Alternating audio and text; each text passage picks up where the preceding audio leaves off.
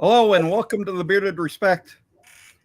BREWCITY Scott, and this is Mike, and we're not sure. Jason hopefully should be popping in soon, but we will be right back after this intro video.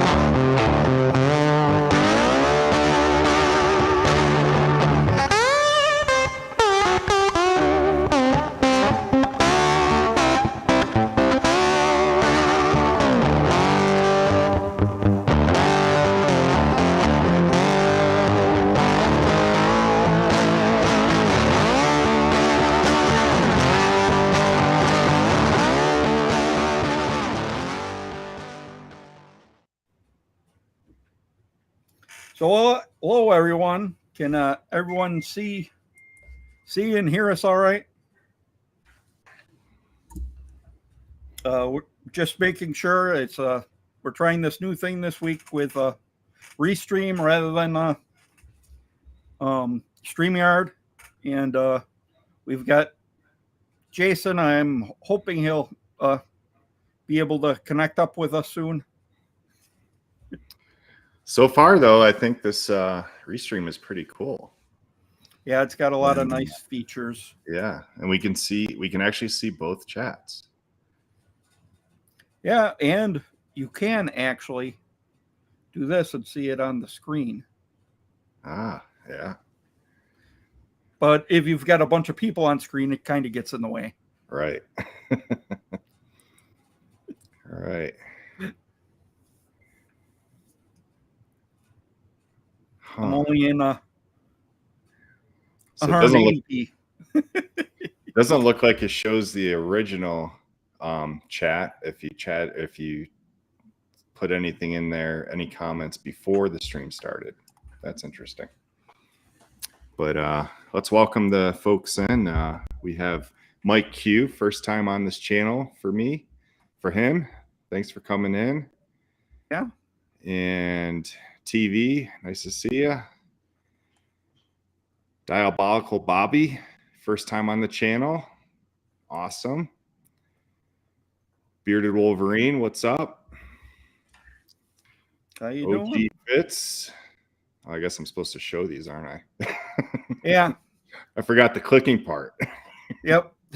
Oh, Jason's going to get this job back, I guess. Diablo Bearded, what's up, man?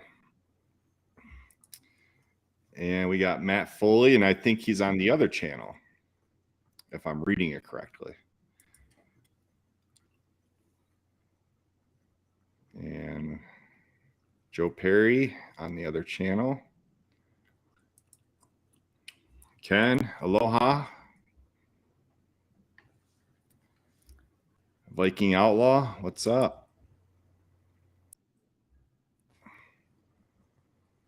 And Mark Brown, where's Bex? Hello there. See, I think Mark's on the other channel looking for Becky. I don't know if she's watching on our channel. I know she went to go and pick up a pizza. Oh. I heard today's National Pizza Day. I don't know if that's true or not, but. Well, yeah, that's what I heard. That's why I was like, well, maybe we should get pizza today. Big Bald and Beautiful. Scott, what's up, man? I'm glad you're here to tell us these things. Whoops, wrong one. I think I got a lot to go through here. Bearded Land Shark on the other channel. Nice of you guys to drop by. Big Stu. Hey, what's up, buddy? There's Miss BREWCITY. Oh, hello, madam. Hey, honey. Richard Crush, what's up, man? Cool. And we got Greeter. What's up, Mike? I don't have friends. I got family. Yep, I already said hi, Beer Land Shark, I think. Yeah. There are so many texts here. So many comments. Bearded Guardian, that's a new one. But he's on the LA Cat channel. Yeah, that's one I don't recognize. Nick, how's it going? What's up, Ellie? The Salt Soldier. What's up, man? Hello, neighbor. Smelly Turtle, my neighbor down south from us. Hello there. And Angus McWhorter. How's it going? Hey, what's up, buddy? Mike Vina. What's up, man? Thank you, sir. Thanks for coming in. Thanks. Let's see. There's Vato on the Alley Cat channel. And Alley Cat on the Alley Cat channel. Nice of you guys to drop by. Jason. Klein has AOL online dial-up, so let's have some patience. The connection was interrupted from a call to extend his car's warranty. Yes. That's awesome. There's Jason. Okay. I've been doing your job poorly, so no, I'm sure you've been doing a good job because I'm not. What's up, Zeb? Nice, thanks for coming in. So how late am I? Oh, you're good. We're at 8 minutes. So you can mark. hear me fine. Yep. That's fine. Yep, we hear you. Okay. MC, thanks for coming in. So interestingly, we get to see the comments from both channels because this is streaming on Alley Cat and on the Bearded Respect YouTube channels. The Bearded Floridian. Hello there. And Joe Perry. Hello, neighbor. There's the President. Hey, what's up, buddy? Russ Young, thanks for coming in. Welcome to the internet, my friend. How can I help you? I think I got everyone. That was a lot. And that, like, only half the people like typed something in. Wow. Well, we got a pretty special show for you tonight. I'm sure all of you know, but we have Gary from Alley Cat Beard Company coming in tonight. So it should be fun. But why don't we just bring him on in? Hey, what's up? How you doing, Gary? Welcome to the Bearded Respect. What did you call me? Gary? No, this is Patrick. Sorry, I had to get that one in. That was perfect. So, can everybody on my channel see the chat from the other channel? No. No? Oh, okay. I was wondering how they talking to each other.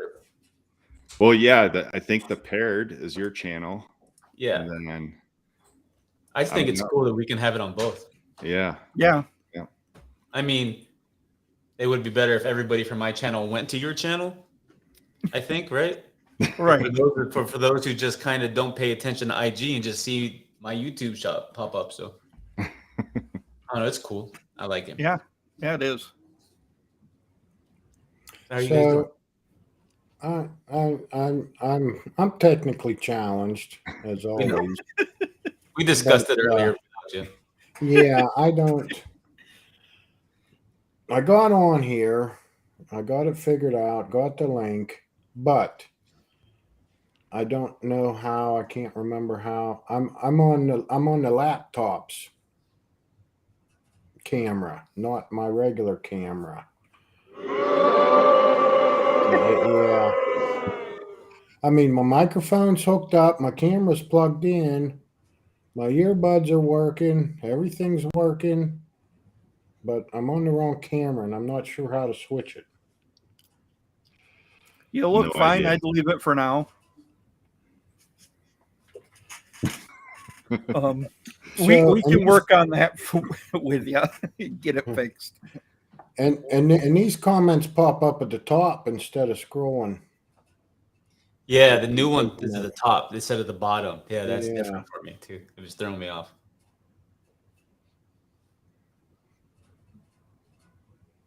Huh? Oh, really? For me, it's at the bottom. No, yeah. So on mine, all the new comments go to the top instead of the bottom like normal. Like Vato, OG Fitzroy just said Vato, and then BREWCITY, Miss BREWCITY said, "Hey Gary, it's all the top." Yeah, it's on the top. I mean, not on like the YouTube side on my phone, but like on my computer where the stream is at. Yeah. Mine's the opposite. New comments are on the bottom. Yeah, so is mine. And now it's actually scrolling on the screen with us. Yeah, you can either turn that on or leave it like normal. Yeah, I like that.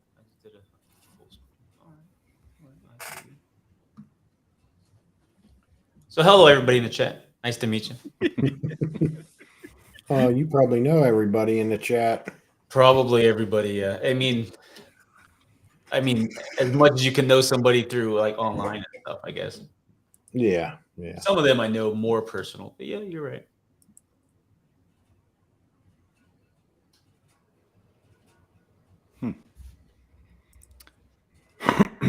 Yeah. When I first turned this on, of course, I always keep my laptop partway closed because I got a regular screen hooked to it. Of course, as soon as the camera come on, there it is, camera on my shorts.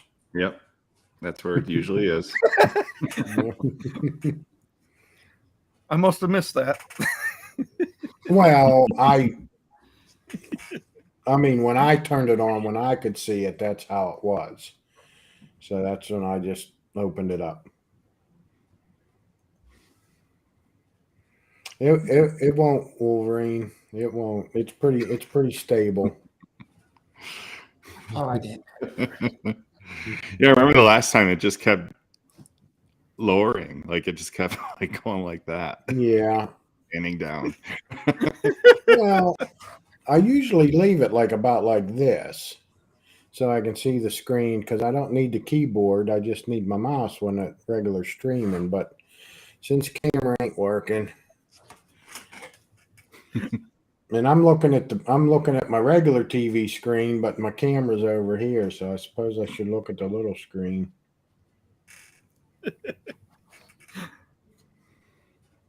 So what's new, Gary?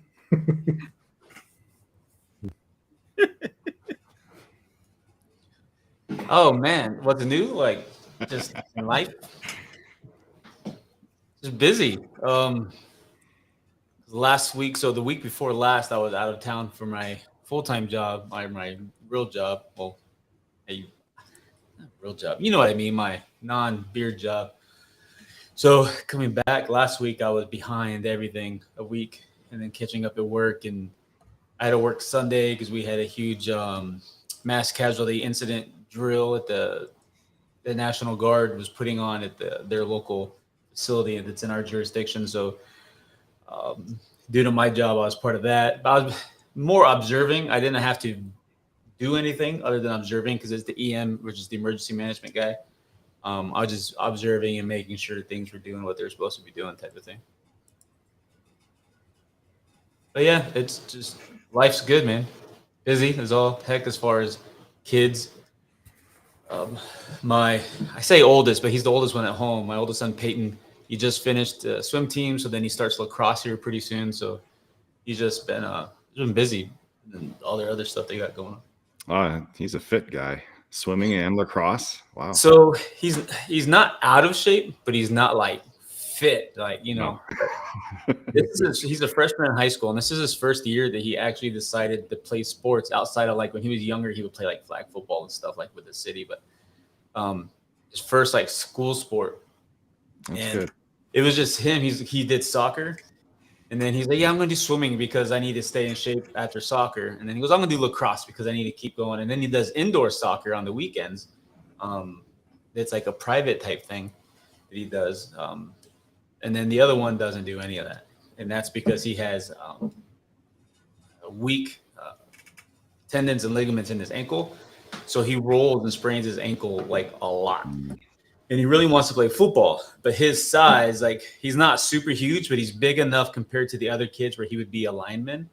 And 1 or 2 piles, and he's going to have messed up ankles again. So we're like, dude, you're just going to get hurt. I was like, let's find something that you're not really having to do a whole lot of activity or like ankle movement, which is hard. Yeah. I have 4 sons. And Joe asked me how many kids I have. I have 4 boys. My oldest is 22. He'll be 23 this summer, and he lives in Arizona. He's back in Arizona. He moved a few years ago. He's back there doing what he does, being a hot mess. And then you have 3 at home. 2 at home. 2 at home. Okay. Yeah, long story, but the other one lives in Texas with his mom. Yeah. Cool.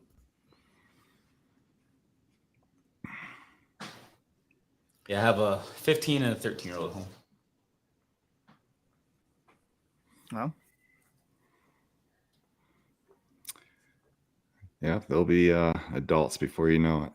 Don't tell me that. My 15-year-old, well, he's already talking about driving, but he's going to go to college. He already has his mindset. He wants to be an engineer.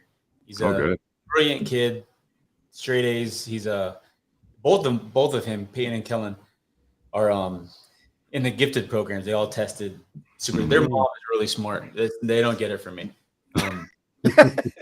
And so they're in all like the gifted classes, advanced classes. And he does some other, and they have an engineering program at his high school. So he's in that, but he's going to college. He's like, well, we even tried to ask him, like, what do you want to do? Maybe community college first because it's cheaper and then transfer. He goes, no, I'm out. Like he wants to experience all that. And he just wants to do school and do these things. Yeah. So we're going to start looking at schools for him. I've been on him to get him to do it now, but we're going to start this summer and looking. He has a few that he wants to apply to, but MIT is the goal, but MIT is hard. So he'll apply, but we don't know if he'll get in. All right. But that's not like if he doesn't get in, it's the end of the world. It's just that's his dream. So he has dream school and then reality school. Yeah. Yeah, I'm sure there's a lot of MIT wishers across the country. Yeah, and it's just because they only take so many a year. Right. So it's just a harder thing. And there's a lot of other programs that are just as good as MIT. And he'll get into a program. We're not worried about that. It's just that'd be kind of cool for him to do that if he wants to. Yeah. Yeah.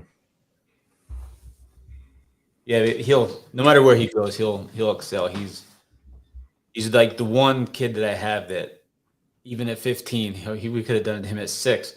If we put him in his own apartment and said, you're on your own, he would have survived on his own. He would have been totally fine. When he was 1, he was fixing our, like if we had problems with electronics, TVs, VCRs, he was fixing that stuff at 1, like getting everything together. So he's a smart kid. Little Jimmy Neutron. Yeah, maybe not that smart, but yeah, he's smart. Okay, Stewie from Family Guy. Yeah. I mean, he's not mischievous, but he's a good kid. Yeah, I couldn't pay him to say a swear word. Like, and I've tried. There ain't nothing in this world to get him to do something he's not supposed to do. But he's a huge smartass, the biggest smartass you ever meet, and he gets it from me. And he usually gives me the business all the time. But he loves his mom, respects his mom. He's his mom's boy. My aunt and grandma's boy. And my mom is like his number one. But he's just a good kid. Does all the things for the right reasons and doesn't have any trouble. Has a good little group of friends, so it's good. Oh, that's good. The world definitely needs some of those out there. Yeah, the other ones too. My 13-year-old, he's a great kid, dude. His heart is bigger than anything. He just has, so he has ADHD. I wonder where he gets that from. And then he has like some impulse. Even though he's really smart and he's tested, gifted, and he's straight A student, he has impulse issues and like focus issues with school. So it takes him a little longer, and like his immediate reaction to everything is to get pissed off. And then within like 10, 15 seconds, he kind of figures, okay, well, that wasn't the right thing to do. So now I need to go back and, fix my blow up and chill out a little bit. And we think he might be dyslexic because he has some issues when he reads. Things are like changing and stuff, which is wild because he, like I said, straight A kid. So it's kind of weird that, he just, adapts and overcomes with it. But he, it's not one of those deals where he's bright enough to, I mean, he's smart. So what he's being taught is not challenging him. And then it, no, I mean, think you've heard of that scenario, right? He's in most of his classes, I believe, if not all, are the advanced classes for his grade levels. So he's being challenged. It's just his focus. He's like me when it comes to that. I can't stay focused very long on something unless I have chaos going on around me. That's me. He loses focus because of ADHD, and he so you have to like bring him on track. And so, but he gets everything done. It just takes him a little longer than most people, but he gets it all done. He does really good.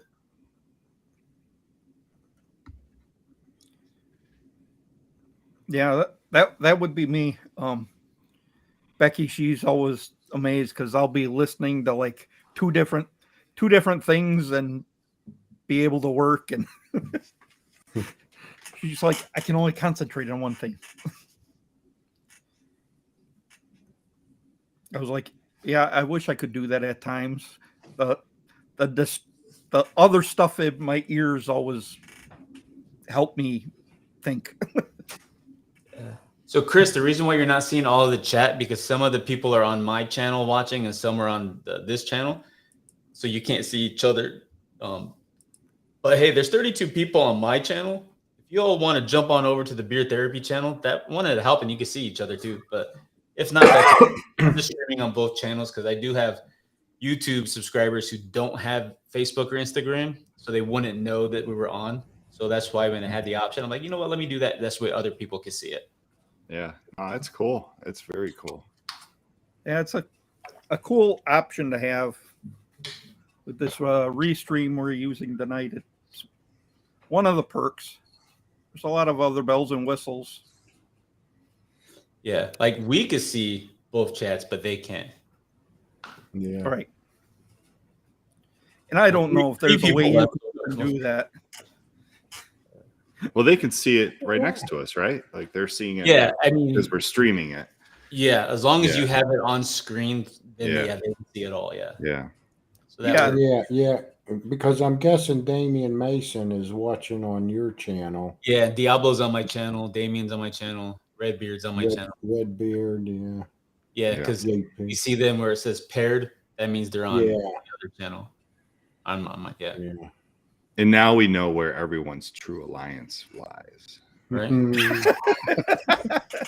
I mean, to be honest with you, I see a lot of the guys that are on my chat in your guys' chat when I'm not on stream with you too. So yeah. But hey, I'll take all. You mean we're building something amazing here, so we'll take all together. Yes. Together. Yeah, well, as long as people are watching, that's all I care about. And whoever thought of this restream is like amazing too. Joe, no, you don't need to switch channels, sir. I was just being silly. You don't need to switch channels. You're good here because you can see. Stay where you're at. See everything. Yeah, you're good. Unless you want to. I mean, you can do what you want to do, but no, you don't have to. There's only one person on Twitch. Oh, you guys are on Twitch? Yeah. Oh, I don't have Twitch, I don't think. I mean, I do this sometimes, but that's it. Yeah, not Chris- not a lot of Chris people watch it Katrina. over there, but I think it's kind of slick how it works over there too. Yeah, I need to get into the Twitch side of things. I mean, I don't. Yeah, we just do it to try and grab a couple more people who don't see us on YouTube. Wolverine. Okay, I can't highlight comments either because I got invited. I'm not part of the team on this stream Yeah. because of Oh, I think there's a way for me to fix that. that's why your Right. chat's going different than ours. You see Yeah, Chris must comment? be. So Chris, yes, Tsubaki is Japanese camellia. However, there are different variations of Japanese camellia, and where Tsubaki is from, I don't believe that is grown here.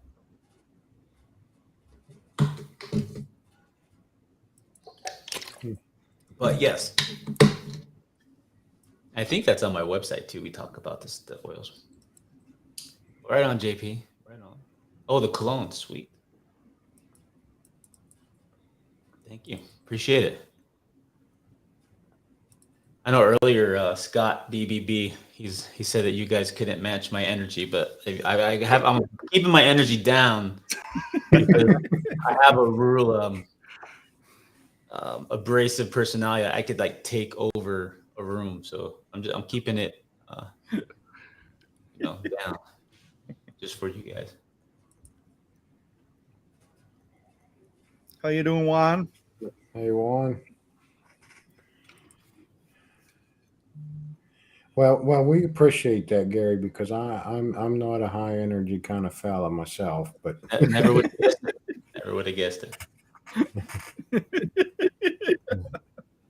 And I know. Listen, I know because you do metal work and welding and stuff, correct? Fabrication. yeah, You can't be high energy. You have to take your time and do it right the first time. So you're methodical, and that's all you're doing. You're just being methodical. You're not. It's not that you're yeah, lacking energy or slow. You're just methodical. So we'll go with that. yep.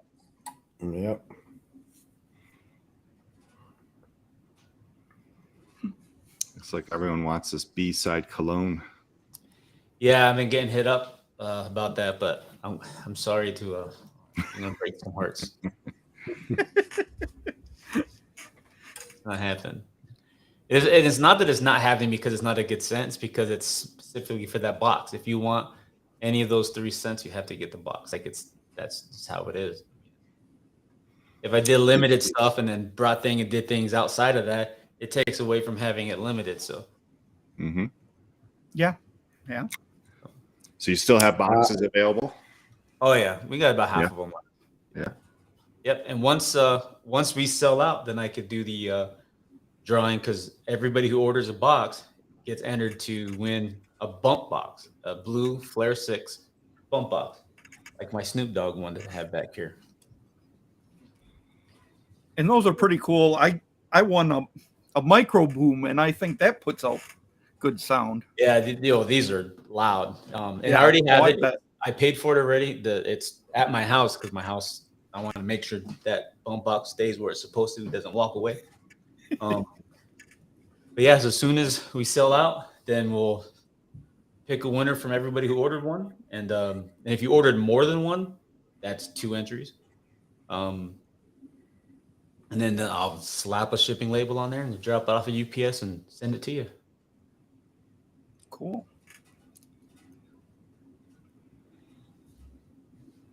Well, speaking of your company, I'm sure a lot of people already know, but I did throw together a presentation, and that is one of the things in it. Sweet. Yeah, I liked the intro you did. Thanks. There's Ruckus. Yeah, I really like the new branding logo. One Pretty day, slick. that little image right there will be a life-size mascot suit. I'm looking forward to that. Zeb size. Oh, no, Yeah, I was gonna say, You'll be wearing it.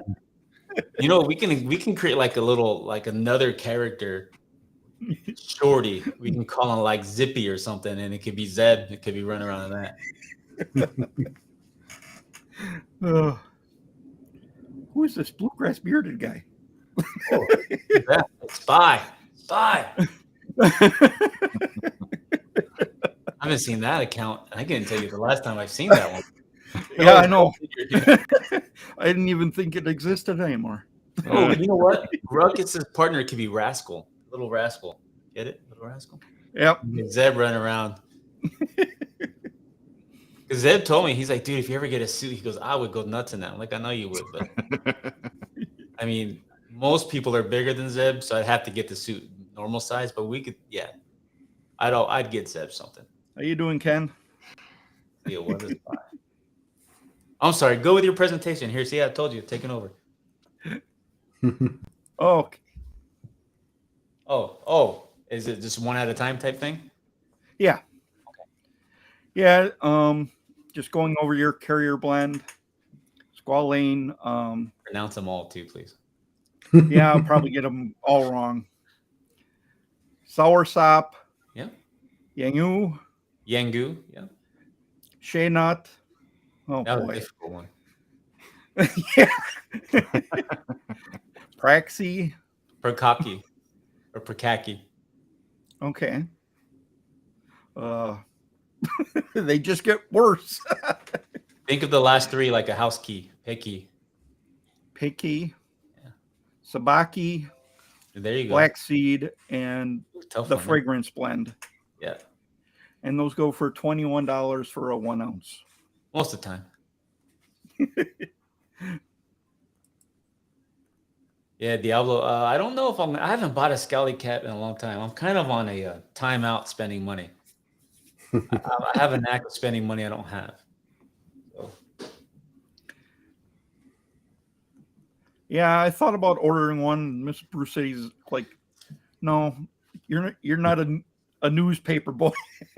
I already have like 6 or 7 of them. I just, But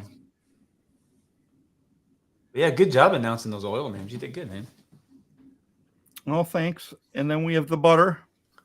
Yep. For $22 for a 2 ounce. Now, careful. That first butter ingredient is very difficult. So I'll help you if you need help. Shea butter. Oh man, you nailed it, bro. First shot too. Maru. Yeah. Takuma.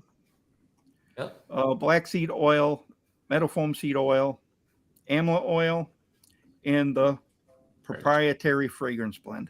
Yep.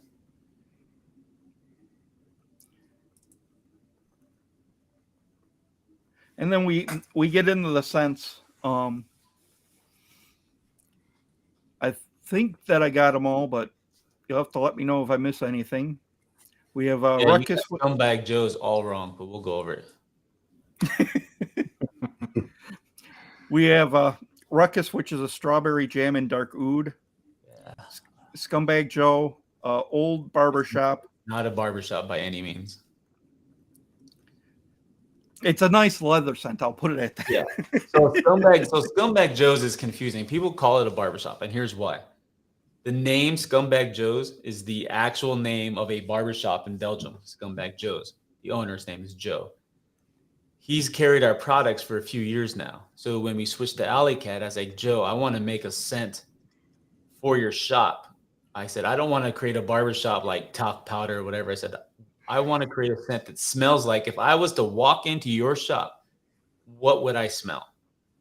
Not what the ingredients and stuff smell like that you're brushing on my head. Like, what was it smelling? And he's like, we've got like the old wood floors, we've got the leather strops. I mean, and just like fresh. So there's one ingredient that I will never reveal what that ingredient is that gives it that fresh cologne smell. And it's nothing you will ever find in a traditional barbershop scent. And then there's leather. And there's one other thing. The only thing I'll tell you that's in there is leather. The other two things are not find out. So it's a barbershop scent only because it's named after barbershop. Other than that, it's not really. It's the essence of a barbershop, not what people would normally think is a barbershop. So always get people ask me, well, what's your barbershop scent? I'm saying, well, it's not a barbershop scent because they're thinking talc and bay rum, and that's just not what it is. Right. Yeah. Well, I think, I mean, you put Belgian barbershop on the sticker, so that's Yeah, very well because typical. it smells like a Belgian barbershop. Like, Yeah. when people hear it's a barbershop scent, they don't think of the location. They think of like talc powder. This is a scent off of a location. So that's why it's called a Belgian barbershop, because Scumbag Joe's is a Belgian barbershop, like a physical barbershop. I mean, I can attest. I'm sure a lot of people did the same thing. When I purchased it, I thought I was going to get, the traditional barbershop scent. Just reading off the webpage, but it smells awesome. Like it smells great. I'm happy, very happy with it. Yeah. Ken, who works for me, doesn't even know the two things. There's things I just don't reveal sometimes. Yeah. And that's what makes it proprietary. Yeah, that's the proprietary part. Yeah, and that's why I say proprietary blends, because I'll give you like what the scent. Sometimes I'll tell you everything that's in it, but there's certain times where I just don't want to, because it's in scents that aren't commonly used, and I like to keep it that way because it's hard to be original or innovative in cosmetic game, beard game. It's really hard. It's damn near impossible. Right. Especially because anybody who does this, you'll see most of the owners were very creative and thought processing people. Well, creative people and artists, right? If you want to call us artists, you can have them 40, 100 million miles apart, and they can come up with very similar, if not identical ideas and do things and not know about it. So it's hard to be innovative. That's why, like, we feel, oh, copy this, copy that. Okay, because whoever is the first person to ever create a beard oil, then they're the only ones who should be doing it, right? So the whole copy thing is kind of crazy. So there's sometimes you just got to keep scent-wise. Scent-wise is about the only creativity that you could really have. It's, I would say, innovative. You can come up with things that other people may not have thought of, but it's hard. It's fun though. Yeah, it's definitely difficult. I know I get some, and Becky smells them, and she's like, "You've got ones just like this." I could tell you, like Scumbag Joe's, my wife despises that scent. She doesn't like leather. To her, it smells like an electrical fire. Same with me. I sent these guys. I took a screenshot of a text message my wife sent me. Was that yesterday? Anyway, like 2 days ago. I put on something that had leather in it, and she texted me because she starts before I do, but she works up here, and she must have went to the bathroom, and then she texted me, "You wore something with leather today, didn't you?" I said, "Yeah." She goes, "I hate it." Yeah, she's the same way. She's not a leather fan. And like JP says, so with Scumbag Joe's, the leather is a very overwhelming scent. And bottle, like when you first open the bottle, you're going to get the leather like right away because it's dominant in that little tiny space. But in beard, that leather subdues and like does the role it's supposed to, because there's actually very, very little leather in that scent blend. It's because it's just dominant. It's a loudmouth like me. It just wants you to know it's there. All right, I'm sorry. Keep going on with your stuff. Sorry. Don't worry about it. That's what we're here for, to talk about the stuff. Yeah. Moon Stompers, Forest Apple with Woods and Rum. Yep. And then we've got 1981 Saffron, Lemon, and Cranberry blended with oud and creamed sugar. Yeah. So that's basically Polo Red that I added oud, cream sugar, and then one other thing in there that we don't talk about. His name is Bruno.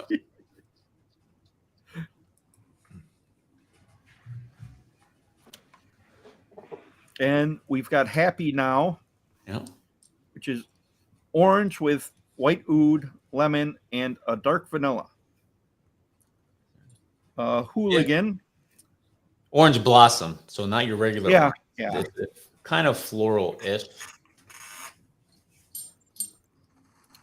Hooligan, which is dark cherry with 2 tobaccos. Yeah. So good.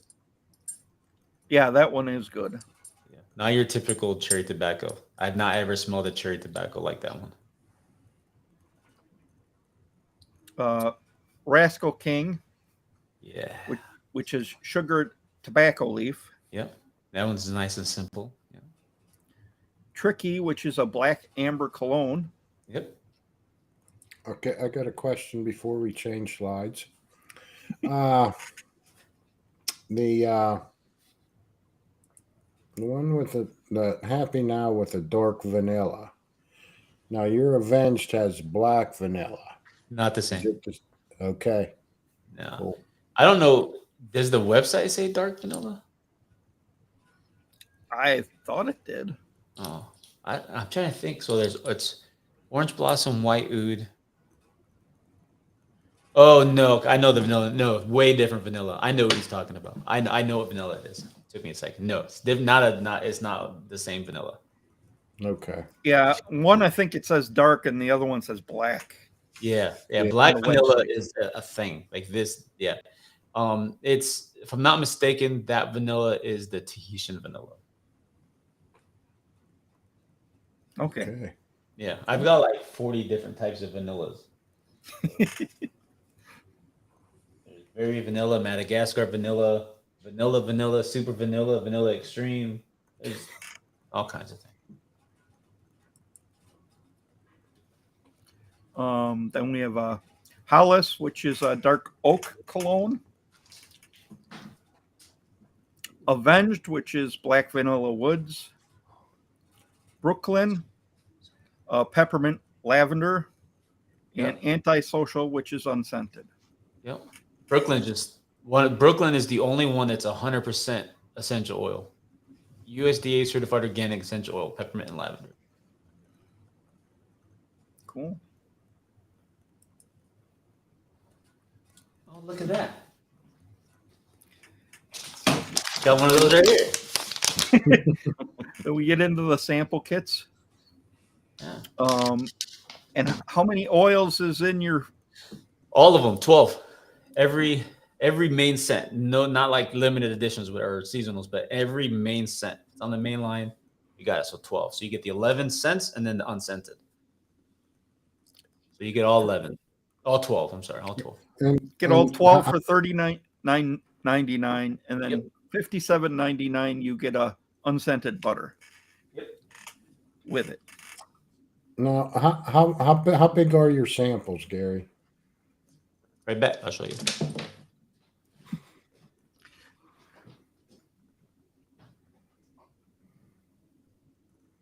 I think I was getting like three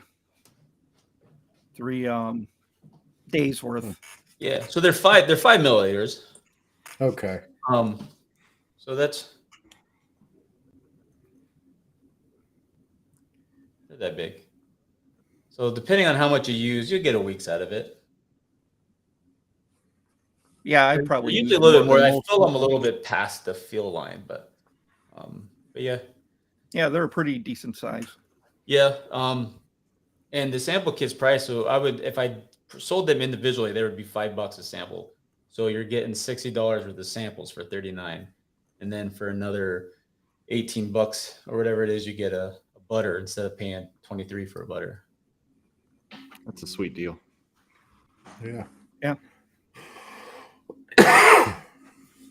Oh, there we go. Yep. And Mrs. BREWCITY asked me what shirt I'm wearing. I'm actually wearing my Ruka, which is actually now a retired scent. Yeah, my Ruka is transitioned to a seasonal. Oh, okay. Cool.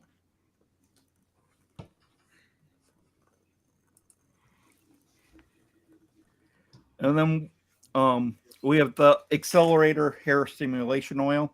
Yep.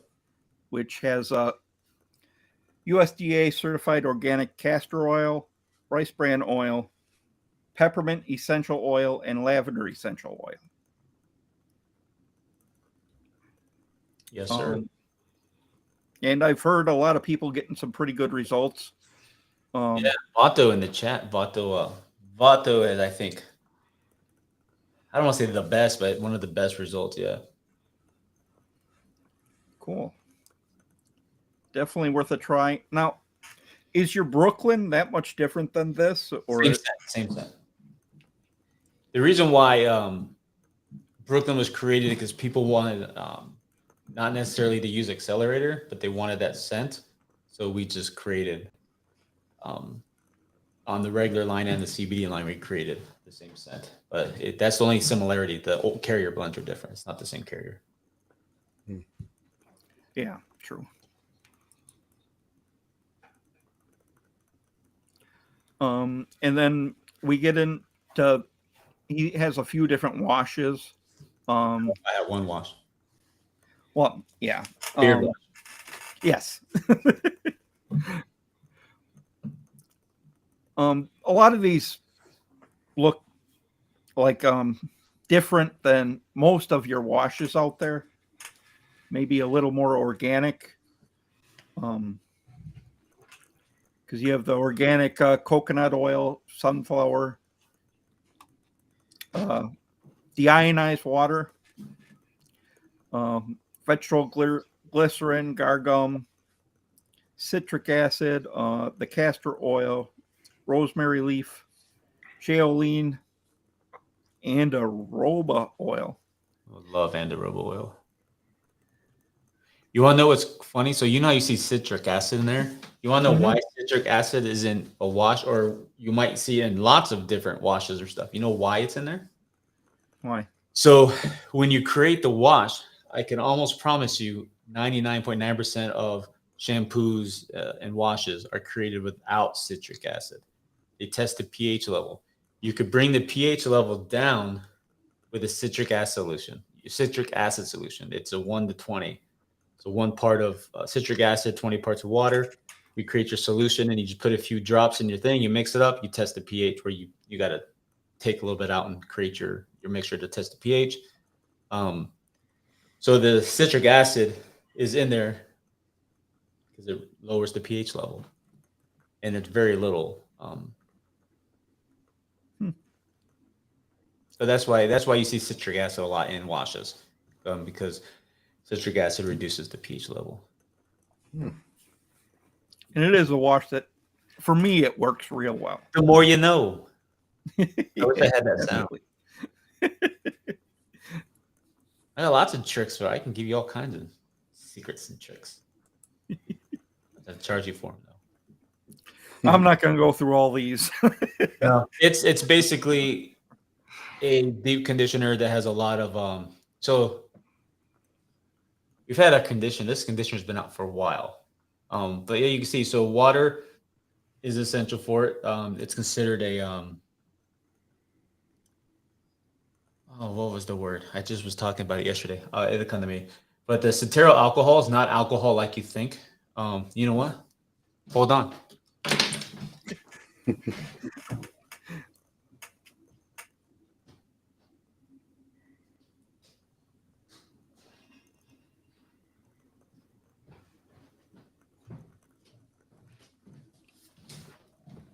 I actually have some cetearyl alcohol right here. Science, I tell you. There's cetearyl and cetyl. So let me, right here. I'll show you what it looks like.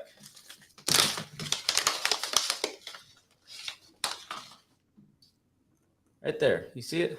Mm-hmm. Little beads. Well, and they melt. You see it? Yeah. Little beads. It's an emulsifier and it's a conditioning agent. It softens and like absorbs into the beard and creates softness. There we go. But yeah. So that's what's to see. People see alcohol and they think, oh no, the bad alcohol. Well, no, it's not rubbing alcohol. It's not, drinking alcohol. It's different. It's actually, they pull it out of, you can pull alcohols like out of coconuts and stuff like that. So sometimes you'll see a name that's kind of scary, but it's not really that scary. And of course, aloe juice, which is a great product. And I saw avocado oil, evening primrose oil, which you don't see often, but evening primrose oil is pretty amazing. Linseed oil, borage seed or borage, whatever you want to call it, borage seed oil, which is one of the star ingredients in the conditioner. And like I said, we've had this conditioner for quite a while. Star flower, organic jojoba, olive, coconut, shea butter, panthenol, vitamin B5, which is vitamin B5. It's also a conditioning agent. Colloidal oatmeal, which is a good product to have on your face. And then, of course, there's other things in there. Of course, you see citric acid in there again because got to bring down that pH.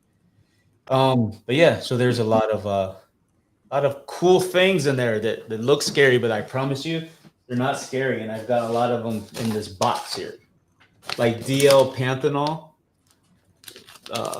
It's like a little fine powder. I mean, which is that panthenol B5. Yeah. Horsetail extract. That's interesting. Yeah, that's hard to get. First, you got to catch them sons of bitches, and then Yeah. once you trying to squeeze those tails, they don't take kindly to that. Yeah. I know the horse tails in Wyoming are pretty dry, so there wouldn't be much. Yeah, you gotta hydrate your horsetail. Actually, horsetail is actually a plant. I figured.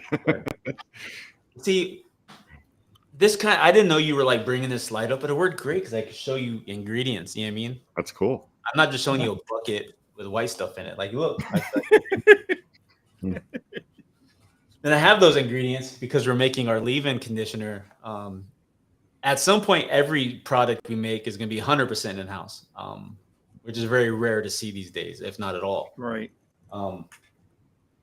One, because it's time-consuming, right? And two, you got to have proper equipment. So the leave-in, which has been tested already by, I want to say 4 folks have tested it.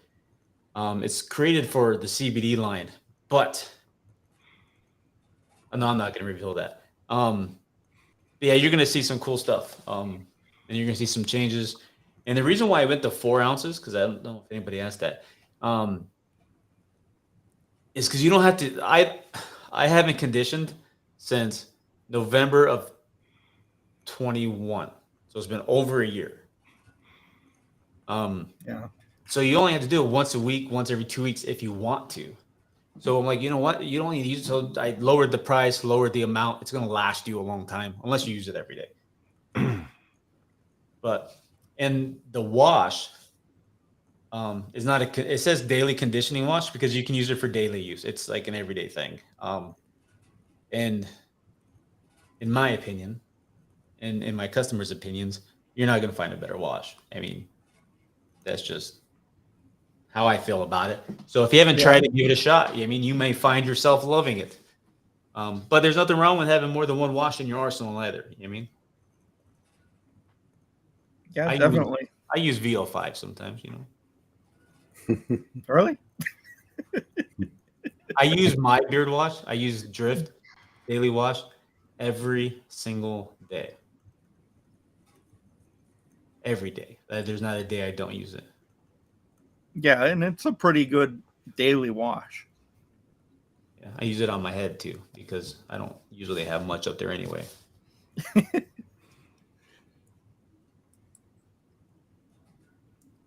Ooh. No, they're actually 8 ounces, but hey, it's okay. I can't. Okay. Yeah. So yeah, and they're in less ingredients than the conditioners you see.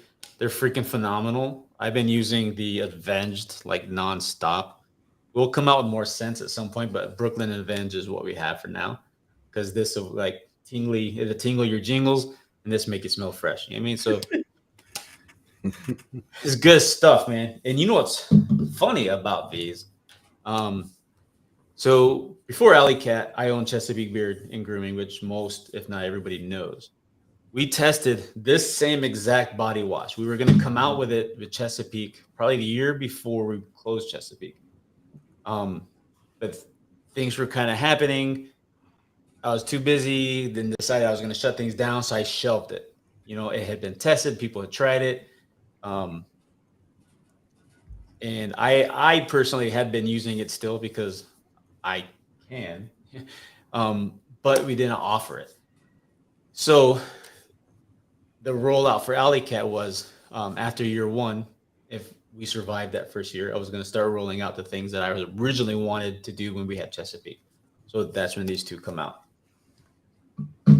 So go ahead, talk about it now. Sorry. Well, you already talked about it. I think we have some guys in the chat who's been using it. That's what I see. Yeah. I mean, in the beard game, shower products are very, well, not just in the beard game, but shower products are important. Everybody showers or bathes, I would hope. Yeah. So I don't want to be, and yes, the word beard is in the company name, because if I would have called it Alley Cat Grooming, I'd have people lined up wanting me to shave their cats, and I ain't down with that. So we got to kind of pigeonhole now. Company that helps alley cats. Right. So we are going to see a name change here in the future. We're going to become Alley Cat International, which we're going to have different. That's going to be the big umbrella. Then you're going to have Alley Cat. You're going to have different things underneath that. Just so I'm not pigeonholed to beard. So, well, you're not going to see a name change on the product. You're going to see, never mind. Alley Cat Beard Co. is still going to be Alley Cat Beard Co. It's just there's going to be different avenues and branches for other things. So I didn't want to just do beard stuff. I wanted to do full grooming for men and women, or anything in between, whatever you decide you want to be. So I think body wash was the next step. And then after body wash, like we have our face wash. We have a facial moisturizer coming. We're going to have body lotions. It's just, since I'm a one-person show and a small, very small business, the rollouts are slow. You know what I mean? Because I have to be able to financially roll these things out. Like with the face wash we just released, I have a ton of them sitting in my inventory room, ready to be sold. It's just a lot of guys in the beard world aren't into the whole face washing thing, which is an important factor of life. You wash your face. So we're kind of like trying to grow outside just beards, but it's hard because people see, oh, Beard Co. Like when I do events, people see Beard Co. on my sign or on my banners and stuff, and they kind of skip me. I'm like, no, like we're not just beards. Come on, I promise we'll take care of you. But yeah, yes, and Mike Q, yeah, we do shampoo. So we had shampoo and conditioner as Chesapeake. So we're going to have it again as Alley Cat, but it's going to be a whole new formula and different names. So Chesapeake, it was called Peak Poo. So the shampoo is Peak Poo. But that formula is not the same. We got a whole new lineup coming. And I'm trying to limit the shower and body stuff because we do have a ladies side of the world coming with a whole new, it's going to be a company within a company type thing. So it's going to be its own brand for the women. So I'm not trying to do everything, but yes, we will have shampoo, conditioner, our hair pomades are coming back, the clays, all that stuff. Everything we had with Chesapeake that was not beard related is coming back. And no, it's not going to be called Alley Cat Poo at all, Vato.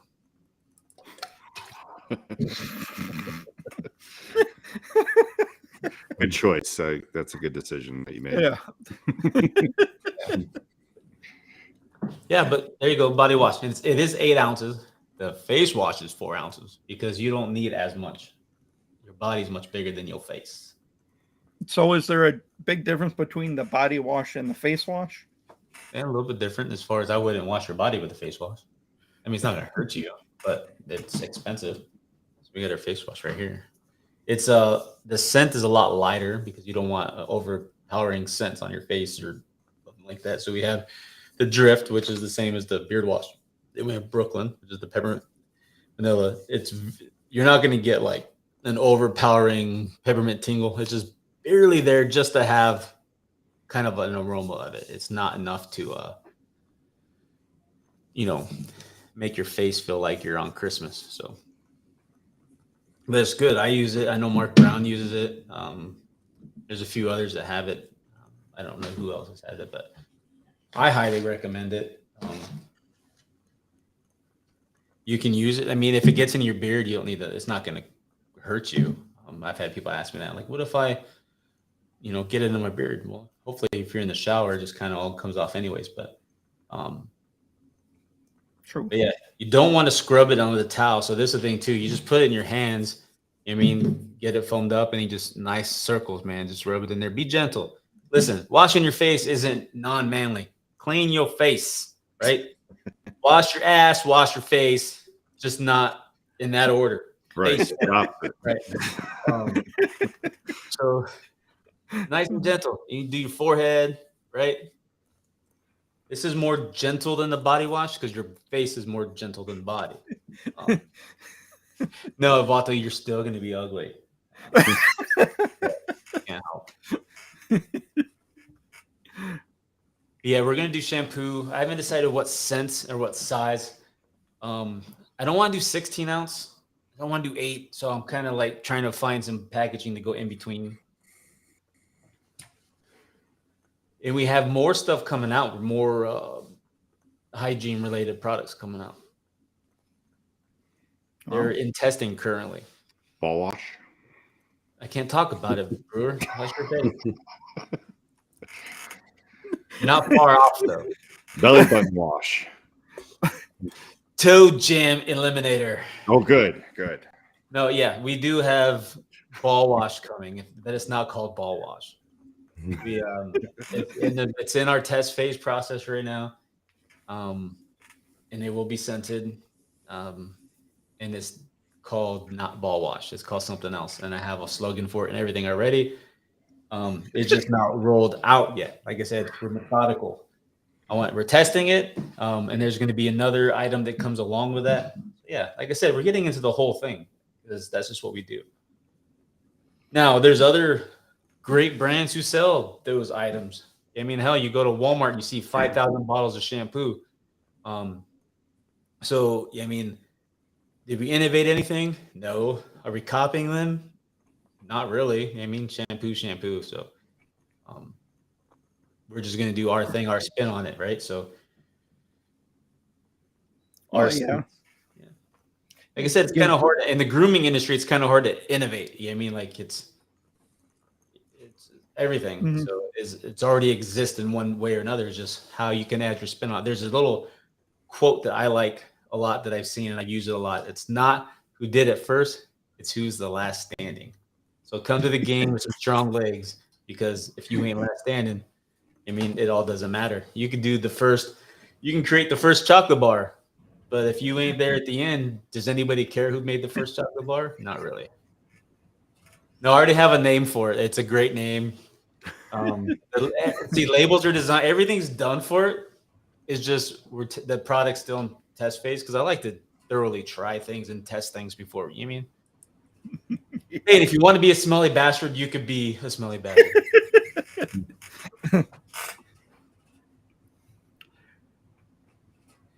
Yeah. So with Chesapeake, I was actually releasing the Gentleman Hygiene Wash, and it was called ATF.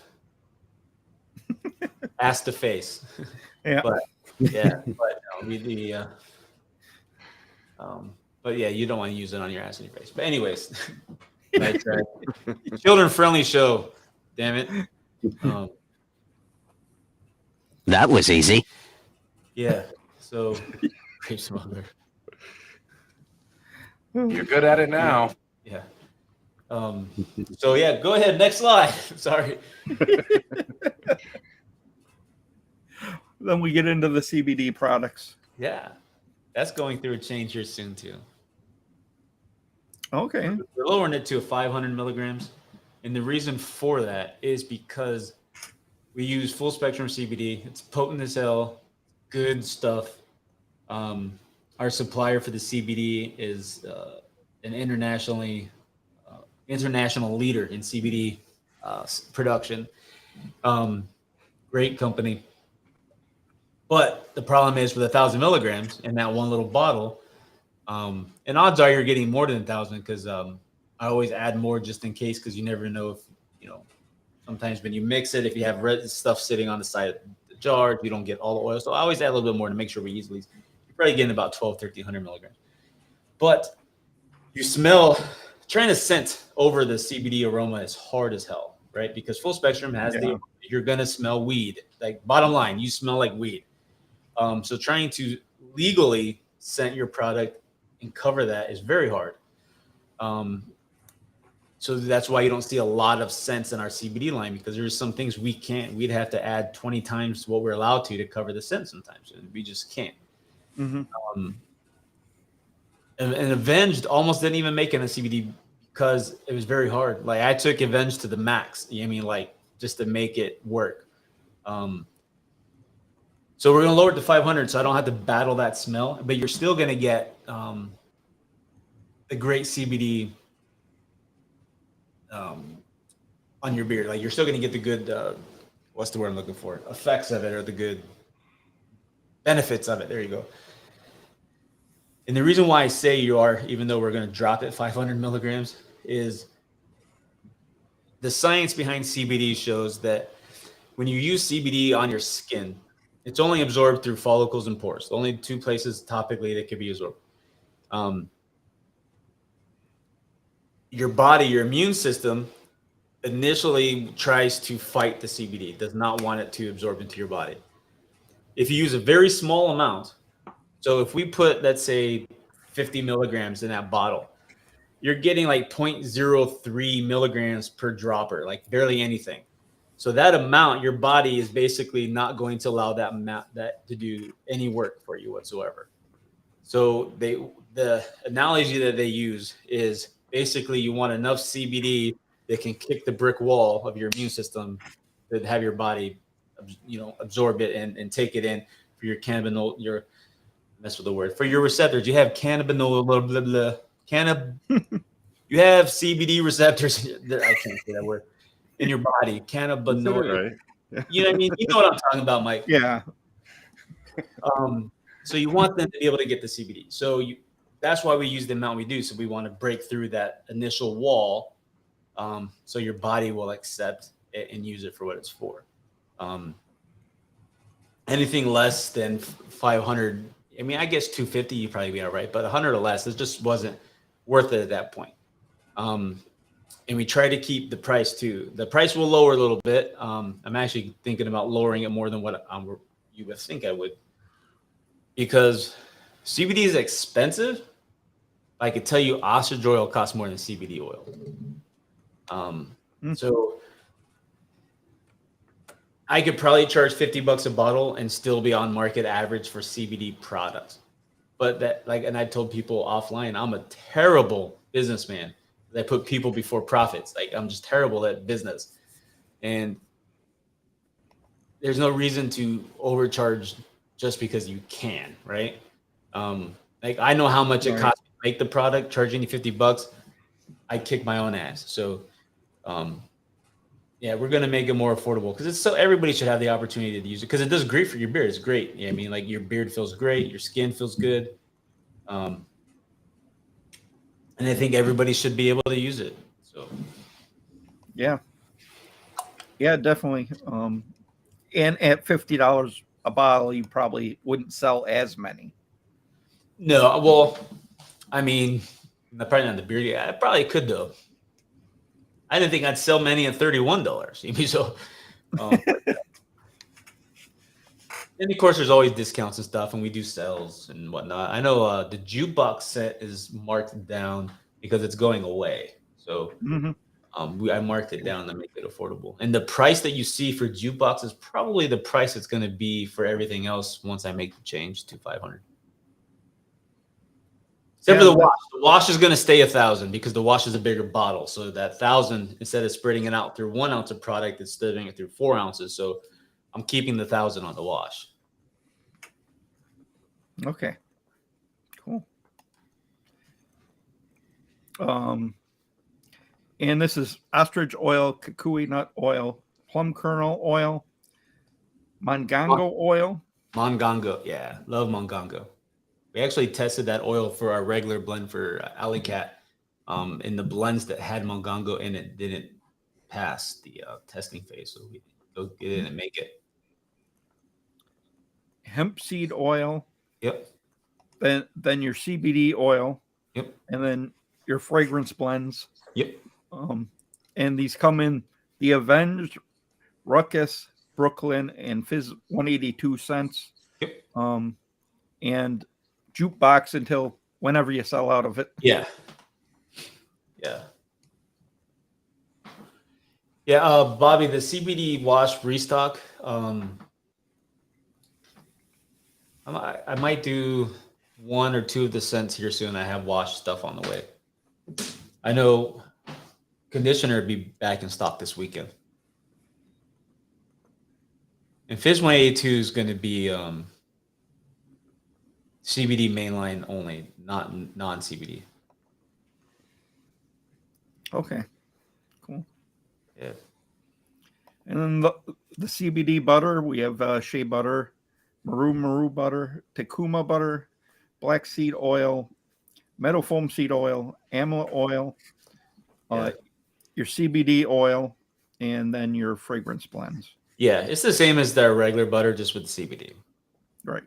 Yeah, the oil is different, but the butter kept the same. And the reason for that is because it took me a hell of a long time to formulate this butter. I was not going to try to do a second butter and have to have different things. It's already a pain in the ass having a different oil blend for the CBD oils. Mm-hmm. Having to do a second blend of butters too is just like, no. So I'm just going to use the same blend. And it worked with the CBD. That's what we tested. And so that's what we did. And we went with the ostrich oil for the CBD because it wasn't done before. So that was our way of trying to be innovative. But it wasn't done in the CBD line. Let me correct myself. It was done in other things. It was on the CBD side. So yeah. But now you have a few options for it, which is great because the other options, we all know the other company. I'm not going to name drop because it's Alley Cat. Mm-hmm. Show. The owner's great. I talk to him all the time. It's good stuff.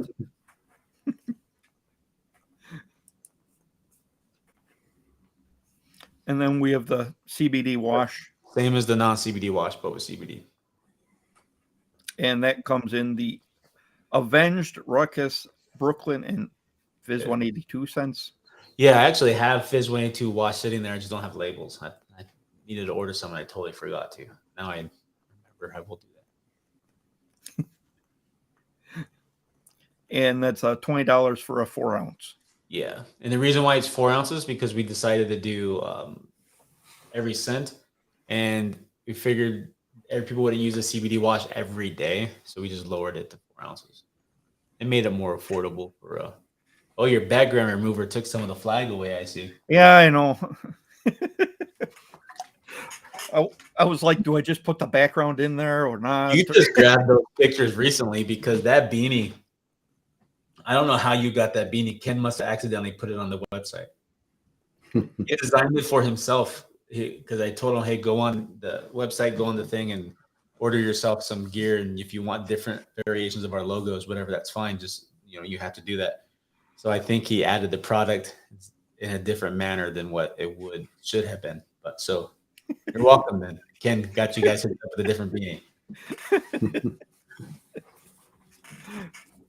Because it should be the only beanie we should have is the one like the hat, the middle hat right there. It should be that logo. This one, the red hat. Yeah, I'm colorblind, so I wasn't gonna try to guess that color. I just knew it wasn't black. I just put it in there because I thought that was more of an alley cat color. Yeah, black. So, and this is why. So, if you look at Ruckus, he's a black cat, got a red shirt and the hat. Had always had red in the hat. When we did the new designs, the artist was like, well, I'm going to keep the red in the hat and then kind of make your colors, the black, white, and red. I'm like, hey, I'm down with that because it's basically what we are anyway. Yeah. And there, I believe all the hats, I'm not sure about the beanie, but $25. The shirts are $25.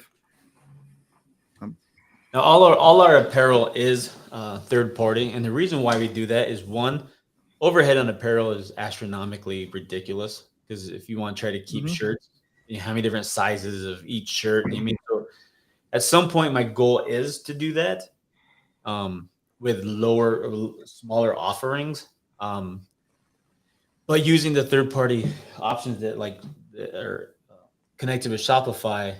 It's easier, one, because I don't have to handle anything, and it ships directly from them, and it ships pretty quick, and they print it or stitch it like when you order it. So it's like an on-demand thing.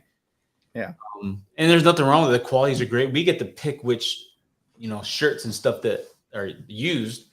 And we've never had a problem, with the quality of any of it. So it's very beneficial to small business, unless you have deep pockets that can afford to have, or if I had a screen printer next door to me, I'd be using them. But because with Chesapeake, we had a hookup with the screen printer, but we don't have that connection anymore. So with this, we, for now, we use the service we use, and they do a good job. Yeah. One thing I'll say about the hat is it comes pre-curled, so you do have to put your curl in it. I think it's not a flat bill. It is a flat bill. That's what I'm saying. Okay. It doesn't come. Yeah. So we do have, the flex fit options. A lot of people like the flat bill. So we are going to do. Well, I'll let you get through, Scott. I'll let you get through your slides, and then we could talk more. Sorry, time to go to bed. Oh. What the heck? Okay, and then we have the boom box, which you say you still have some left of. Yeah. Don't let side, like price tag scare you. It's actually a pretty good price for what you're getting. So. Oh yeah. Yeah, it's $33 a combo if you look at it that way. Right. It's in side A, inspired by Polo Supreme Oud, which is a warm, woodsy musk scent. Side B, which is inspired by Blue Vanilla, which is a warm, chill vibe. Yeah, I'm poor at describing those. And a hidden track, which is an essential OG splash. Yep, not telling you what it is. It's a secret track, hidden track. You can't know what it is. Yep. That's the point. You're not supposed to know it's there, but it's there. And it's my favorite of the three. Today I wore side B, but hidden track is like my favorite of all three. Yeah, I've heard a lot of people who like side B, a lot of people who like the hidden track. Oh, Mark Brown's already asking me for a 3-gallon bottle of side B. So this cool looking box, and it comes with three oils, 3 butters, and the special gift here. Yeah, cool sunglasses. The Alley Cat. Yes. Yeah, and these are, and like I said, these are essentially really a gift, for the box. Because if you look at the price, you're not even paying full price for what if you would buy a butter and oil individually from the site, and you bought 3 oils and 3 butters, you're paying more than $100. Yeah. So the glasses essentially include, and plus the cool box, which pretty pricey to have those made. That's why we only did 100. And then Ruckus comes out of hiding and he signs those boxes for people. They were asking it, so he just started signing them all. He puts a little message on one speaker and signs the other. And it's a pretty cool box. You can leave it sit on your shelf. Yeah. If I had one put together, I'd grab it, but I don't have any assembled at the moment. All the assembled ones have been shipped out.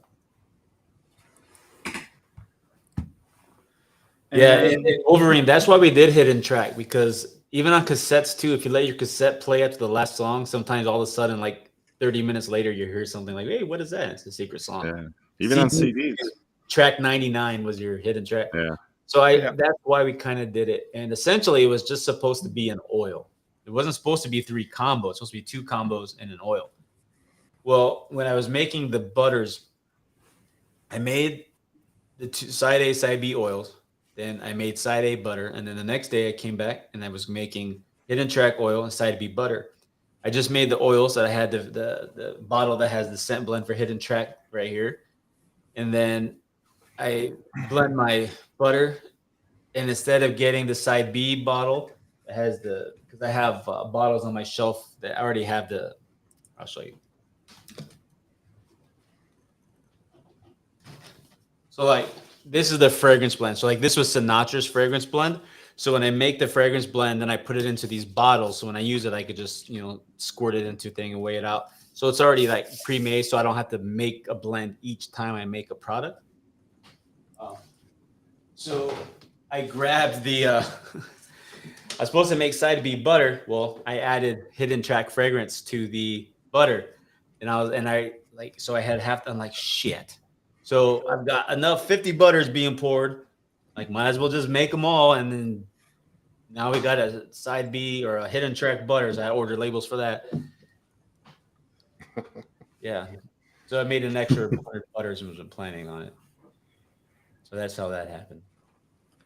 Well, that's a bonus for everybody. Yeah, it was because people are loving that scent. So, hey, Ken was. I'm like, I'm not typing nothing. Ken must be on it. Ken's got access to all. He's our social media manager. He does a lot more. He calls himself that.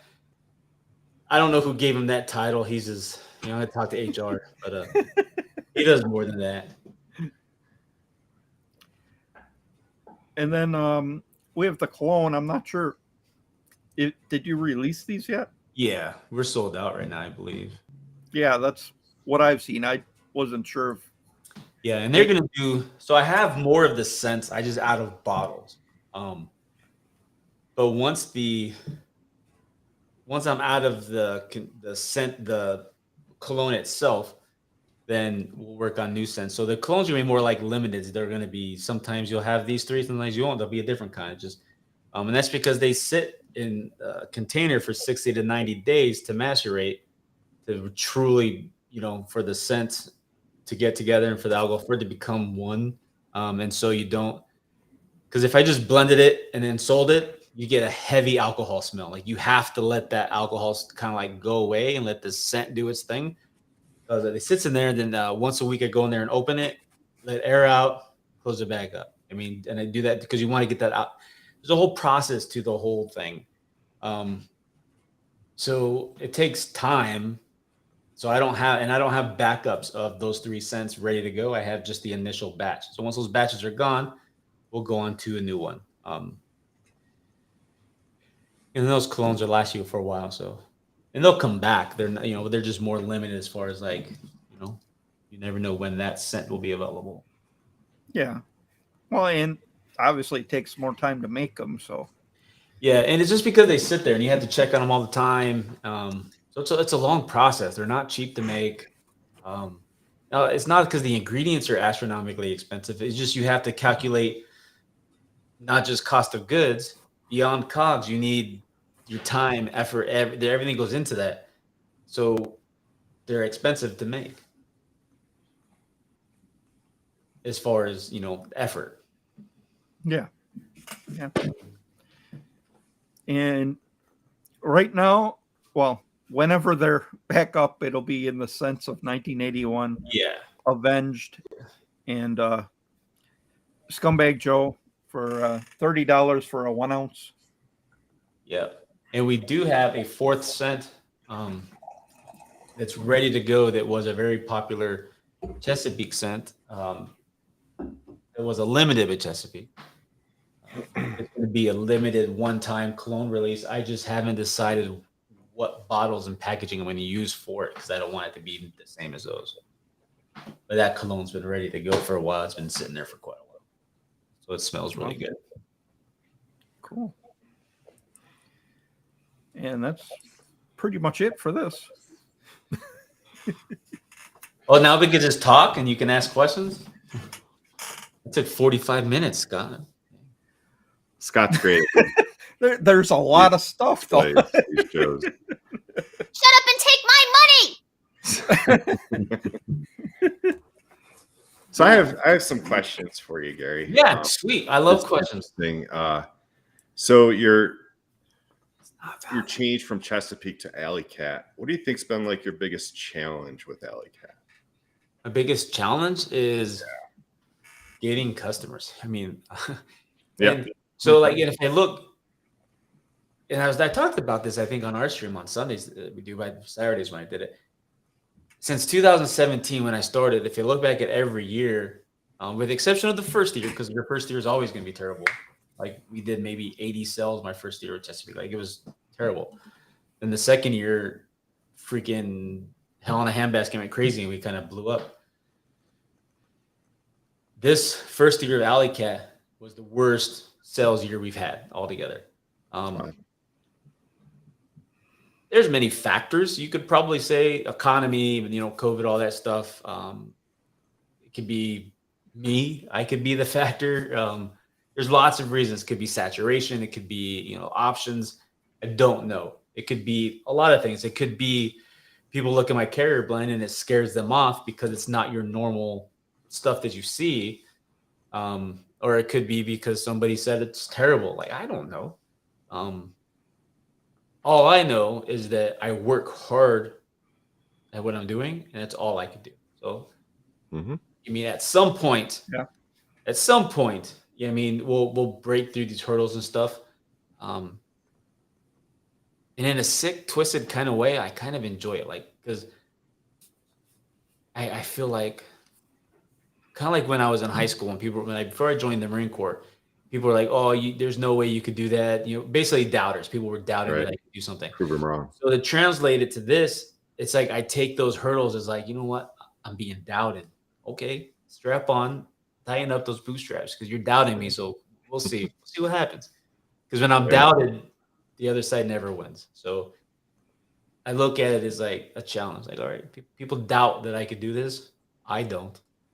The hooligans don't. They know what's up.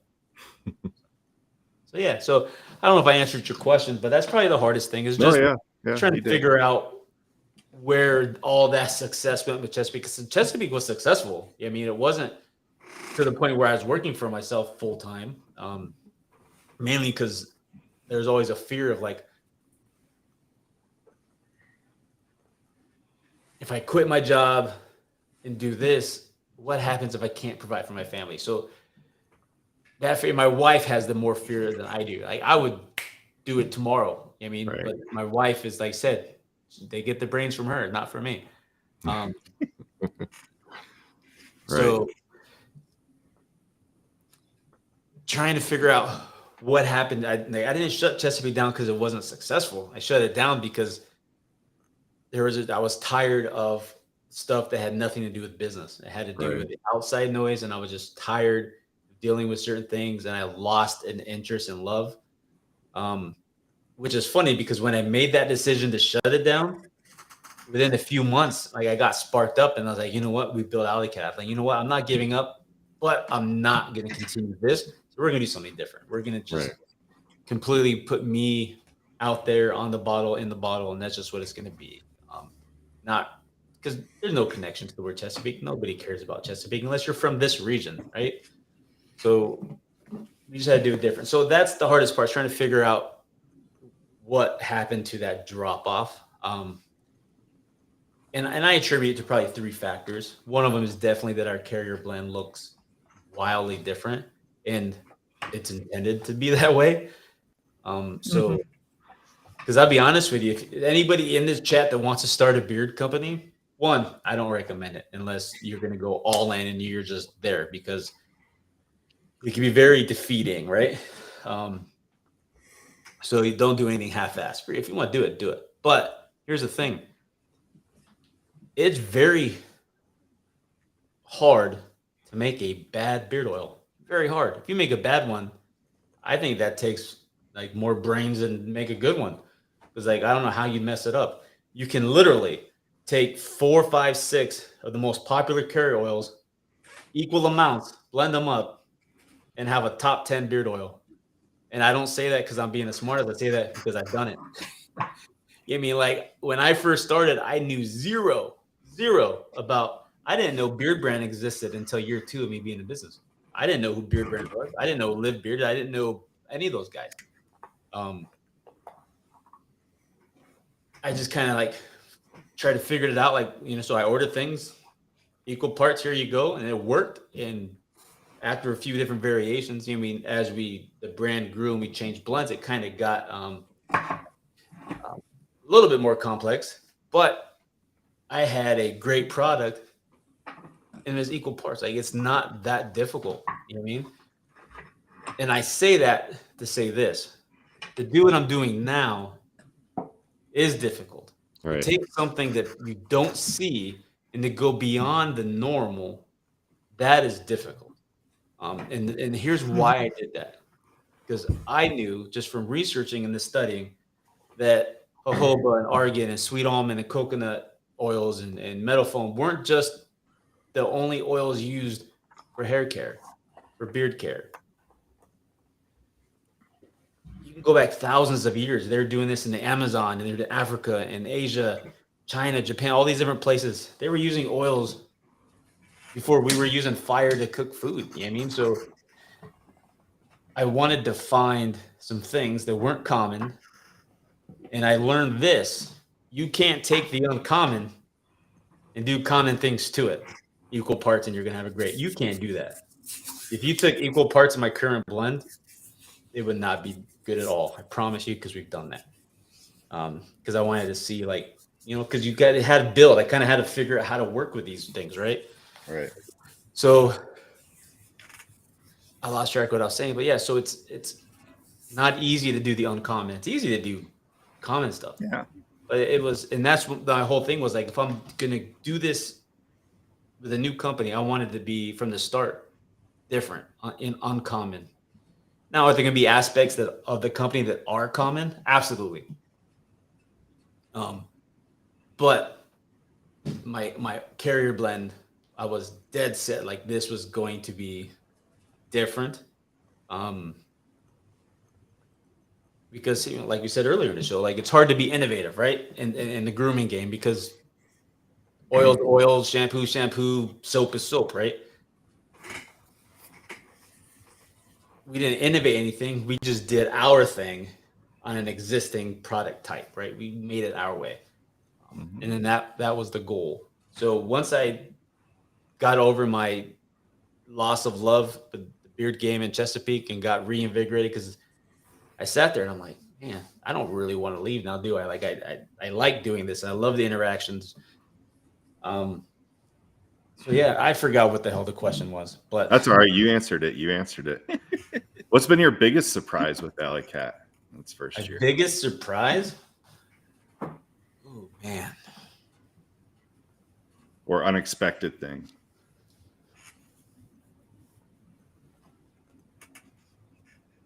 I probably have to say the same as what I just talked about, like the fear of trying something different. Like I've had people reach out to customers, be like, hey, is it really that good? I'm like, try it, man. I promise you, if you try it, you're gonna like it.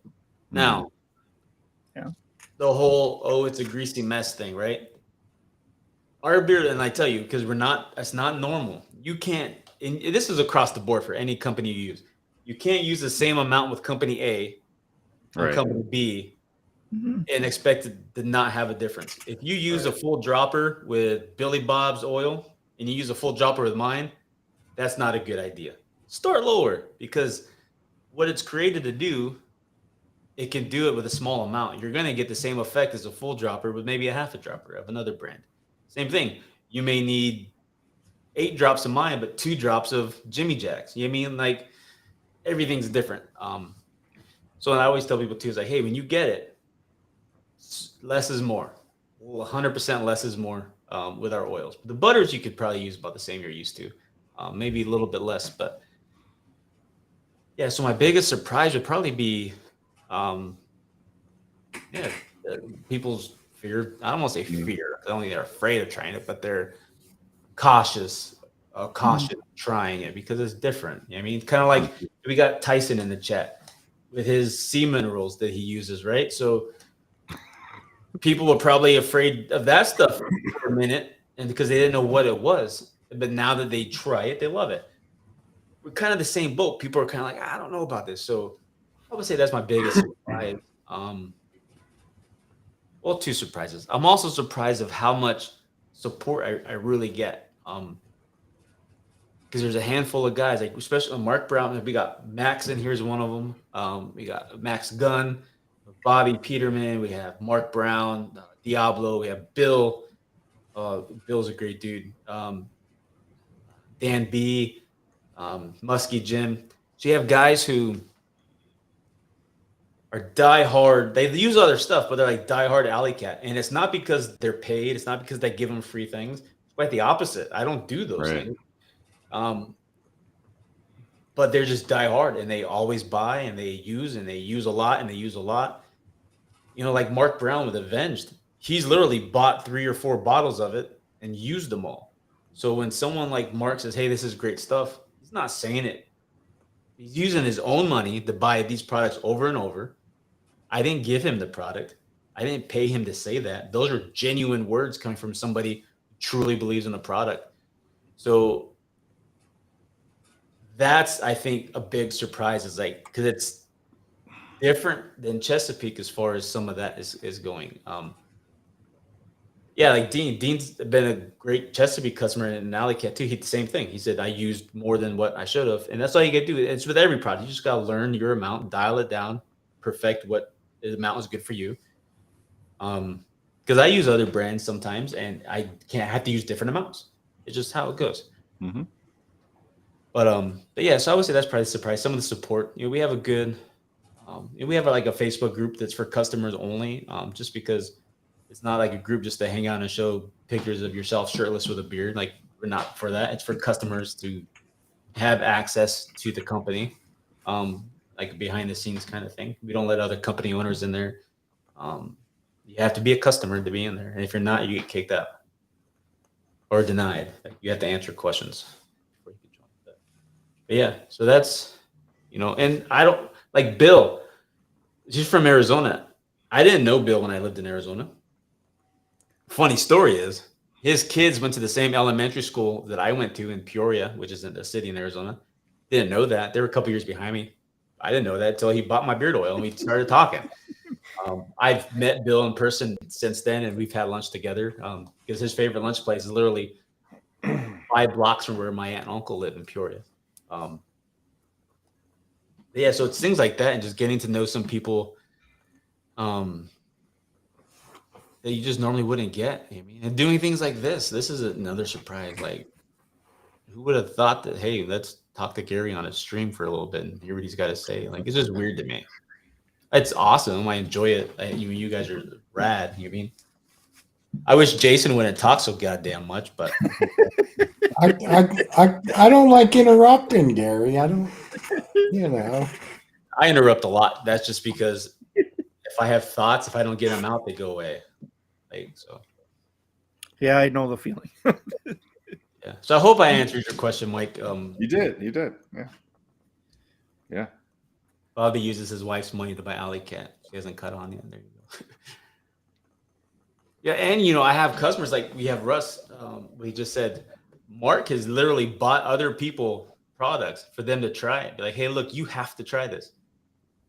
And that's on Mark's dime. Like, I don't ask him to do that. I usually don't find out till after the fact, because he'll message me, hey, don't get mad, but I sent this person. I'm like, bro, I'm going to get mad. Like, you're doing what I would love anybody to do for me. Like, you're spreading the word. Like, and I don't have to pay you for it. That's even better. You mean, like, not to take advantage of that, but I mean, like, I'm not having to pay an affiliate or pay a reviewer to get a word. This is somebody who's spending their own money, who truly likes the product and uses it and telling you it's good. I mean, to me, you can't beat that. So I know you've done a couple of shows in 2022. Any shows planned for 2023? When you say shows, you mean like trade shows or vending opportunities? So I will probably go back to the musical event, Four Chords, in Pittsburgh in September. Yeah. Probably go back. We were going to do the Connecticut Barber Expo. I had to pull out, and the reason why is I can afford the event. It just things are tight right now, and I can't really afford the extra things, hotels and driving like that. It's just a pricey thing. So I had to withdraw. We'll be there next year. More time to plan. There's just a lot of things. Like I said, this was a slow year. This is the first year for the business. We're essentially a new brand. So, but yeah, the goal is there. And the reason why that's our goal is because it's the biggest barber expo in the United States. And it's the connections and the kind of people that are there. We're a weird company. Our brand attracts the weird. That's our crowd. I mean, like, I'm a veteran, but you wouldn't notice from my company that we're not like a chest pounding, shooting guns type of, not that I don't like that stuff, but we're just a different brand, and I think we fit really well into that. And it's how you build connections and get in. Like I work with barbers. The only retail I'm in right now is barbershops. We have a few of them. All but one are women owned, which I really enjoy that aspect because there's some really awesome women that are female barbers. And the barber game's blowing up right now. So yeah, doing that. But there'll be some small craft. We did the Christmas one here locally. We'll do that again. We'll do some stuff in Virginia this year. The hardest part is I work Monday through Friday. Yeah. You mean so weekends are heavy production days for me. So if I'm doing an event, then I'm not going to be producing products. Now, there's ways around that, producing things ahead of time for a quarter or for whatever. I'm just trying to get to that point where I can do that. But yeah, so what we do have there'll be a few. But the 4 chords in Pittsburgh, like we did in September, I will probably do that again because it wasn't a big money maker, but I have a hell of a good time. And it was our people. I mean, that was our crowd. And Punk Rock Save Lives does those events. So we get to actually hang out with them, you know, and support them in person like we support them offline. But that's right. So you donate money from your sales to Punk Lives, yeah, right? $1 from every order every month awesome. goes to Punk Rock Save Lives. And awesome. It's not just because it's punk rock music related. It's because they, instead of just like being like one type of charity, they focus on lots of different things under their umbrella. So we get to help them reach other people. You know, they get people swabbed for bone marrow transplant list. They do stuff with like Narcan for people who, you know, can help save someone who's ODing on opiates, and female hygiene, male hygiene. They go, it's a huge gamut of what they cover. So that's kind of what, and we've got connected with them from a customer, Mark Beards and Vinyl, which is awesome. I mean, because he goes, dude, I know the founders of this organization, and your brand and what they do fit perfectly. So we connected, and I reached out to them, and they were like, I said, hey, this is what I want to do. I said, I don't want nothing from you. I said, this is just what I want to do. Whether you say yes or no, I can still go on your website and donate every month. But I would love to work with you and, like, you know, build that relationship. And they were like, hell yeah, from the start. So that's pretty cool. Yeah. Russ, I try. I pissed the customer off yesterday, though. Max Gunn. I love Max. He goes, hey, I wore a Event or Scumbag Joe's. I loved it the first time, but the second time it kind of made me a little nauseous. I was like, dude, I got no idea. I said, usually, he goes, does that happen? I said, well, people who don't like that scent usually don't like it from the start, not after they've used it a couple times. So I just went refunding his money. And he got pissed. He goes, you bastard. He goes, why'd you refund me? I said, you didn't like it. Like, what do you want me to do? So then he went and ordered some other stuff. He goes, well, fine, take your money back. I'm like, but that's just the kind of things. He goes, you didn't have to do that. He goes, I'm never going to complain to you again. I'm like, bro, this is what I do all the time. If you don't like it, I'm going to figure it out. I mean, and you already buy everything anyway. So I just give you your money back. Yeah, the Bobby, that Washington Wild Things play. Yeah, that's where they had it this year. But yeah, so if I can make it there again, that's my goal. Anybody who's in that area in Pittsburgh, I mean, come down. I usually, like, we went the day before, and we like met up at ripping headphones out at Sidelines Sports Bar in Pittsburgh, and had dinner with a few people I know there. And had some PB&J wings, which are the best wings. Jason's falling asleep here. You guys do a dance, man. You got a little horn in it. You're not that guy, pal. Trust me. You're not that guy. Take my money. It's annoying. Come on, Jason. Wake up, buddy. You're not the boss of me. Oh, shit. I'm sorry. I didn't mean to make you fall asleep, bro.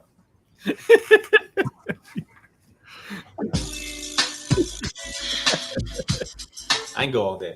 All right. Jason labors all day, man. I can't. Yeah, I can't give him any grief. Yeah. I would like people. I want to do events. My goal is to do events like all over the country where we have supporters at. I mean, like, you get to meet them. Like, I would love to go to Texas and meet Diablo. I think that's where he's from. Yeah. Arizona, you mean go back there and do something. I would like, No, this is Patrick. but yeah. I got another one. Hold on. Where's it at?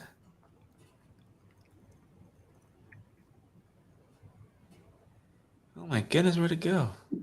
See? Give me playing with toys and I start doing stupid shit. I have another SpongeBob one. Oh, here he goes. Imagination.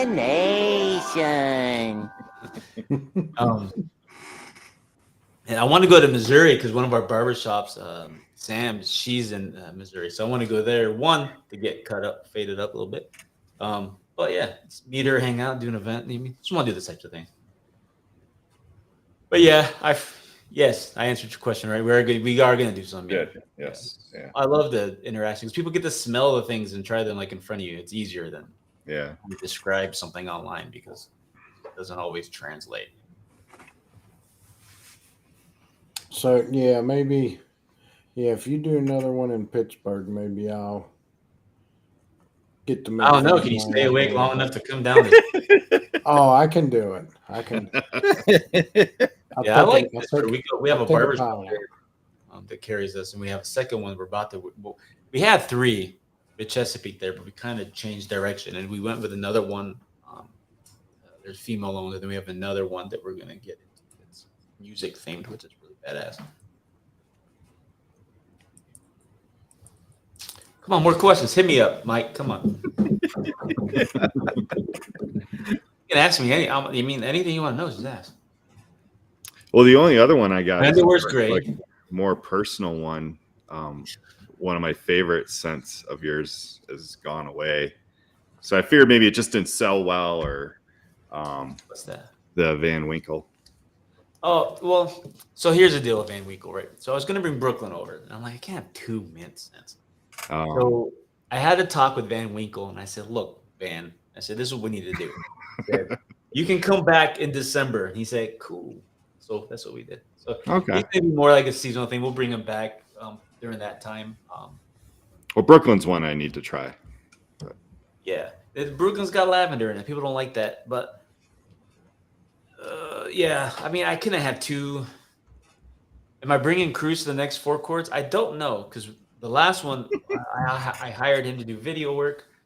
I don't know because Ken could do that as well. So the next one, if I can get Ken to bring his ass out, I will. He did it because of whole COVID stuff, and he didn't want to be in a big crowd, which I don't blame him because when I got home, I got freaking COVID from being there. So I don't blame him. I don't know if it's from being there. I think Cruz had it before we got there, and he kind of caught us all. Yeah, but I don't know. Like Cruz is always invited to come, like he wants to. And I can always do Van Winkle as customs if people want it. Like if you want Van Winkle, I wouldn't charge you the whole normal custom thing. I can always do Van Winkle. So I do what I can for my customers as long as I can get it done. Yeah, I was just curious. As long as they're patient and realize when I say, hey, yeah, I'll do it, and then in 3 weeks you got to ask me again, I'd be like, oh yeah, I forgot. Because if it's not on invoice, I forget literally within 10 minutes. Yeah, I got it as a sample and really liked it, and then all of a sudden it went away. I'm like, oh. That's English slow. But it's a little bit faster. Oh God, I want it faster. See, you knew what I was talking about. Little fish in the little commercial. But yeah, does anybody in the chat have questions? I mean, this is what I'm here for. This is probably, other than our show on Sundays, this is probably the last interview type show I might be on. I don't know. I kind of stopped doing these, and like Walt would do them for me, but Walt's been, man, he got married last year, and he's improving in his job, like he's being promoted and stuff, and he's just got a lot going on. So he's focusing on him right now, and not by any other reason other than that's just kind of what happened. Yeah, he's still part of Alley Cat. He's just let him. I don't want to interfere with what he's like. Let him do his thing, and when he's got the time. Because I just like with Ken, I tell him, hey, when you have time, we could do. I'm not trying to like push things on people. I work million hours a day doing this. Nobody else has to. Well, yeah, but Ken, he's putting out tons of the little short videos. Yeah, so he's done the video shorts. He's basically taking the TikTok over to the YouTube side. But yeah, Yeah. And we're gonna do more. We have a series coming out on YouTube. It's gonna be about probably a 10 video series. That we're gonna do that on top of our weekly show, and the weekly show is basically getting me off of doing IG live all the time and causing trouble. And plus, when I do IG lives, I don't save them because I don't want my IG feed full of just live videos. All right. So we took it over to YouTube. I was like, well, and I told Ken, like, let's just do it once a week on Sundays. Because I'm already in the shop that day. We could do it during my lunch break. 1 o'clock is usually when I eat lunch. Let's take a break. We could do an hour show and do everything we've been doing for the last 4 or 5 years on Instagram and just do it once a week, on YouTube and open up the door to the brand. Because the people who would join the lives on IG would see me, I would do it while I'm packing orders, do it while I'm making product,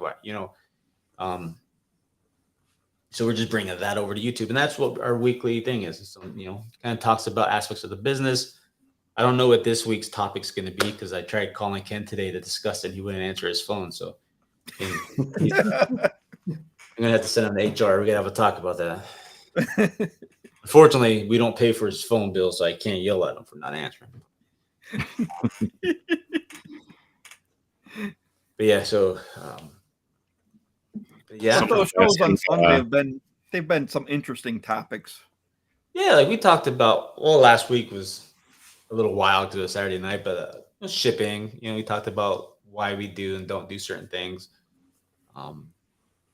like domestic flat rate shipping, unless the shipping costs go above what the lowest price I pay for shipping is now. I won't do. I mean, I'm not charging somebody $5 or $6 for a 1 bottle of oil that's going to cost me $3.47 to ship them. Like I don't subsidize shipping to make it easier for somebody who orders more and harder for somebody who orders less. I mean, like I'm not doing that. You pay what I pay, and that's it.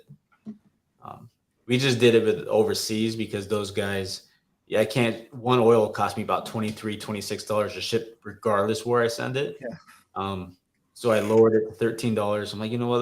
Let's cut it in half. Like I don't make money on a one oil. If you order one product, I lost money on it. But odds are they're going to order more. But we will have a European distributor this year. We're in that process right now, so they'll be able to order just directly from a European location that ships them, and it's cheaper that way for them. Wow. Yeah. So I'll lose less money that way because I'm not going to be paying half of international shipping or more. The Saudi Arabia order cost me $50 to ship, and they paid $13. So that was a pretty big hit. But they may like it and order more. And it's not 100 orders a day that happening with. So we can absorb that a little bit. Coffee scents are seasonal. So next fall they'll probably come back, either the same or maybe a little different. I am getting bugged for coffee scented body wash. I just don't know. Before I used ours, my actual body wash was coffee scented that I used all the time. Like we love that one. So I might do it. I don't know. We'll see. That's up interesting. It's hard to do things just because I want to do it, because if it doesn't sell, then it's just a waste of money, right? So right.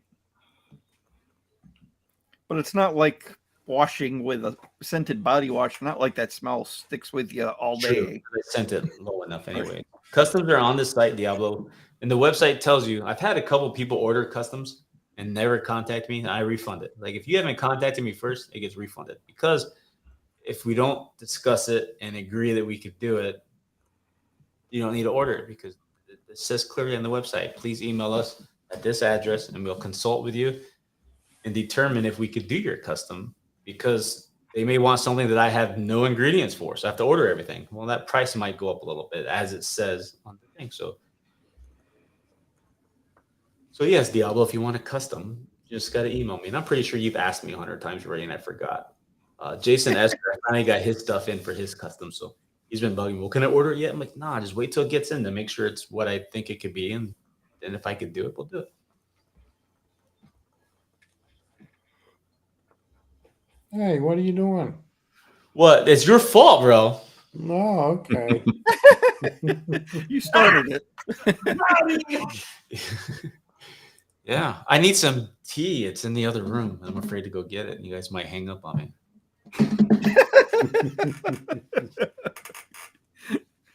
You've made a couple trips to the other room and we haven't hung up on you yet.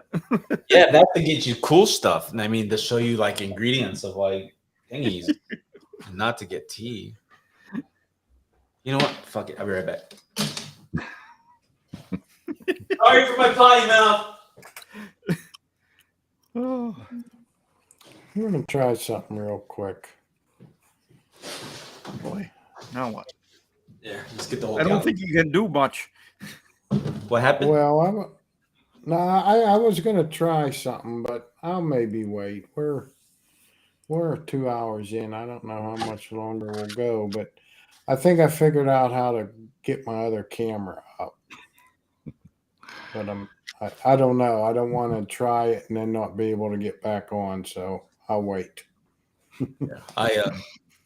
I just grabbed the gallon because I'm like, I'm not gonna try to pour it into the bottle right now. I'll just drink it. It's good stuff right here. Oh, yeah. We have that by us. Yeah, it's from, was it Alabama? Yep. Bessemer, Alabama. I like their lemonade. I'm a lemonade guy. No, my son Kellen likes that. And my other son likes their half and half. I like that.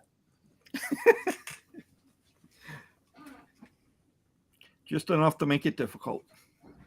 Yeah. Yeah, but I am slowing the customs down because I see people talking. I mainly, if you're, I don't want to use the word friend because I don't want people to feel like, oh, if you don't do it for me, you're not my friend. But the people that talk to me offline more often, I'll make sure we get it done for you. But if you just stumble across the website, odds are I'll probably have to say, no, we're not doing them right now. But if you're a hooligan and you know who you are, if you're in that group, odds are I'll do it for you.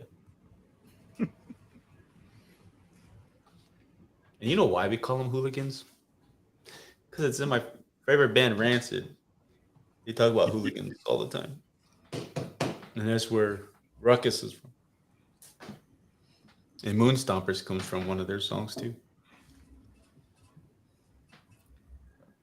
Yeah, it's pretty cool. The music vibe you guys have going on. Yeah. Where a lot of your scents are from. It's hard because, like I said, we take inspiration from music and bands and stuff like that.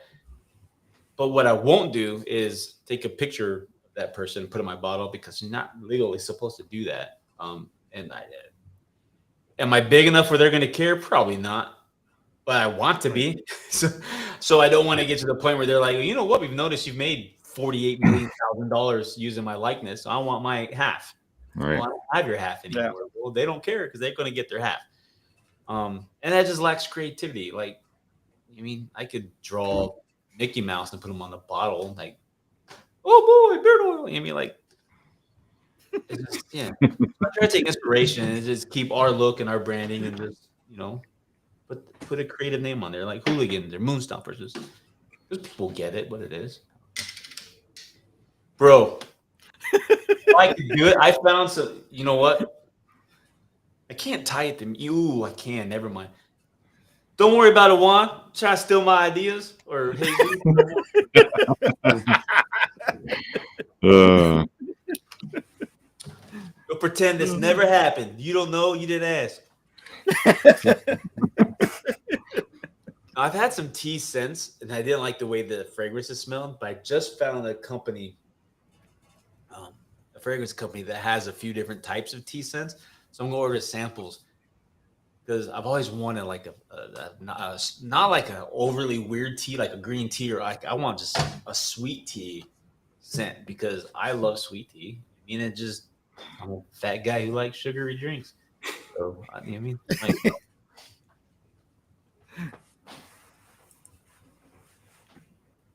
yeah, Bill loves Ruckus. That's his favorite.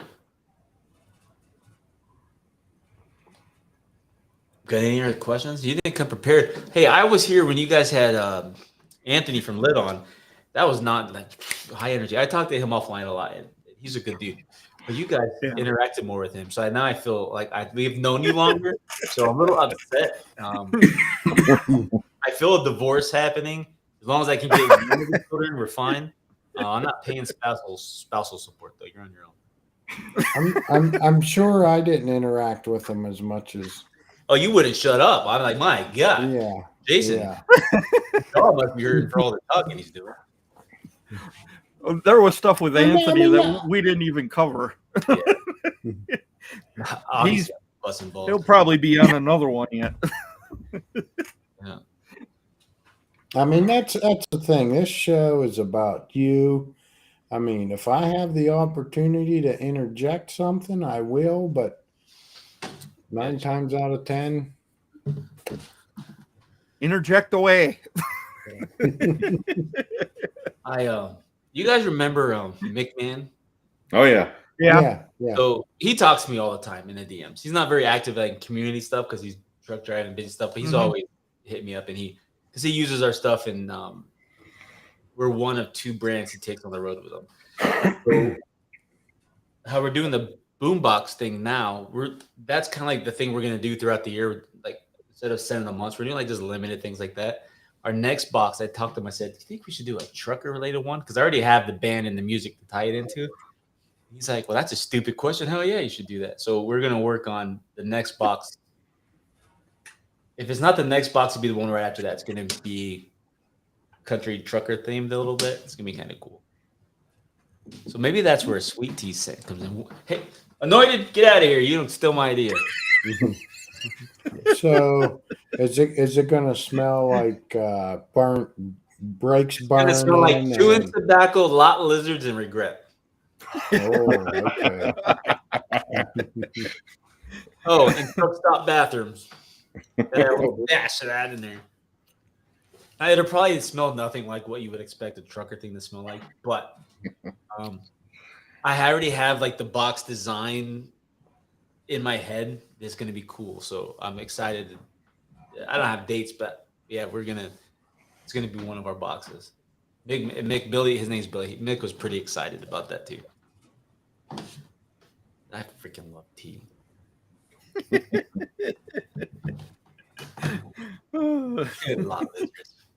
My uncle's a truck driver, so I come from a long line of So my uncle drives truck. My grandfather ran cement plants his whole life. His father ran cement plants in Michigan. In Port Huron, there's a big cement plant. He ran that. So I got a whole family history with, the whole roughneck life, people driving trucks and concrete, cements, and all that stuff. So I want to do something for those guys and the truck drivers type thing. So kind of cool. Yeah. Uncle, my mom's dad, truck driver. He actually retired from driving truck, drove a school bus because he still loved driving and he liked driving the kids around. And when he died, he had a heart attack on his bus after the kids were out. He was cleaning his bus and had his heart attack. But he died where he loved doing what he's doing.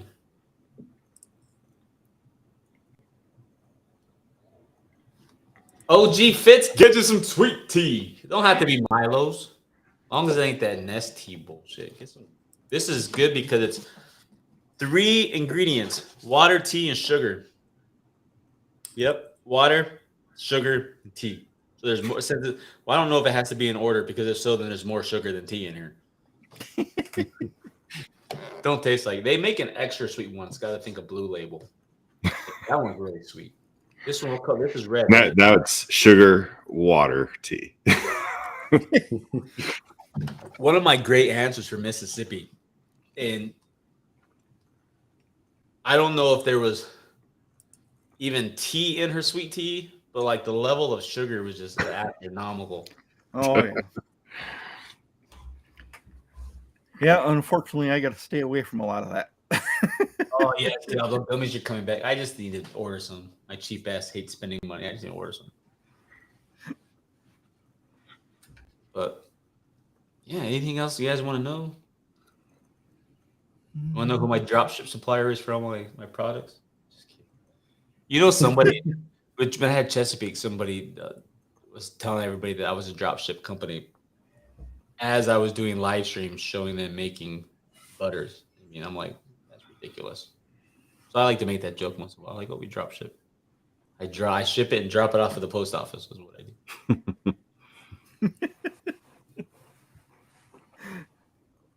Jason feels like I could hear you in your head. Jason's like, "Well, this guy just shut the hell up, so we can go." No. I was gonna ask.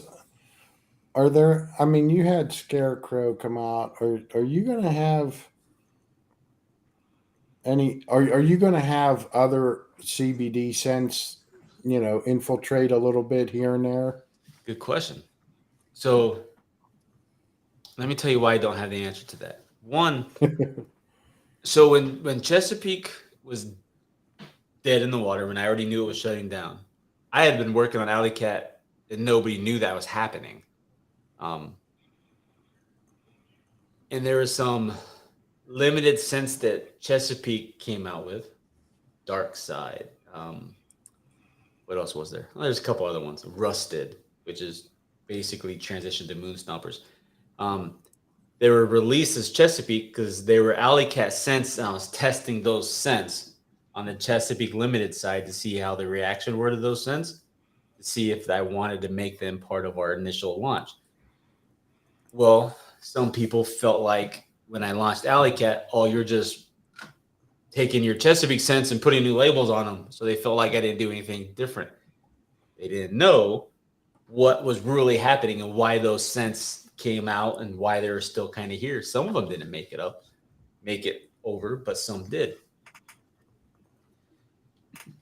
So I've been asked a bunch of times if I would bring back some old scents that were legitimately Chesapeake scents, not the ones that I were testing.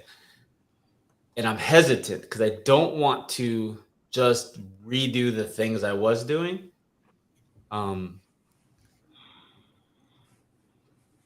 But there's a few that I'm like, I just want to do. Why are you trying? Jason, or Tyson loves me too. Like, this is fine. I just got a warm hug.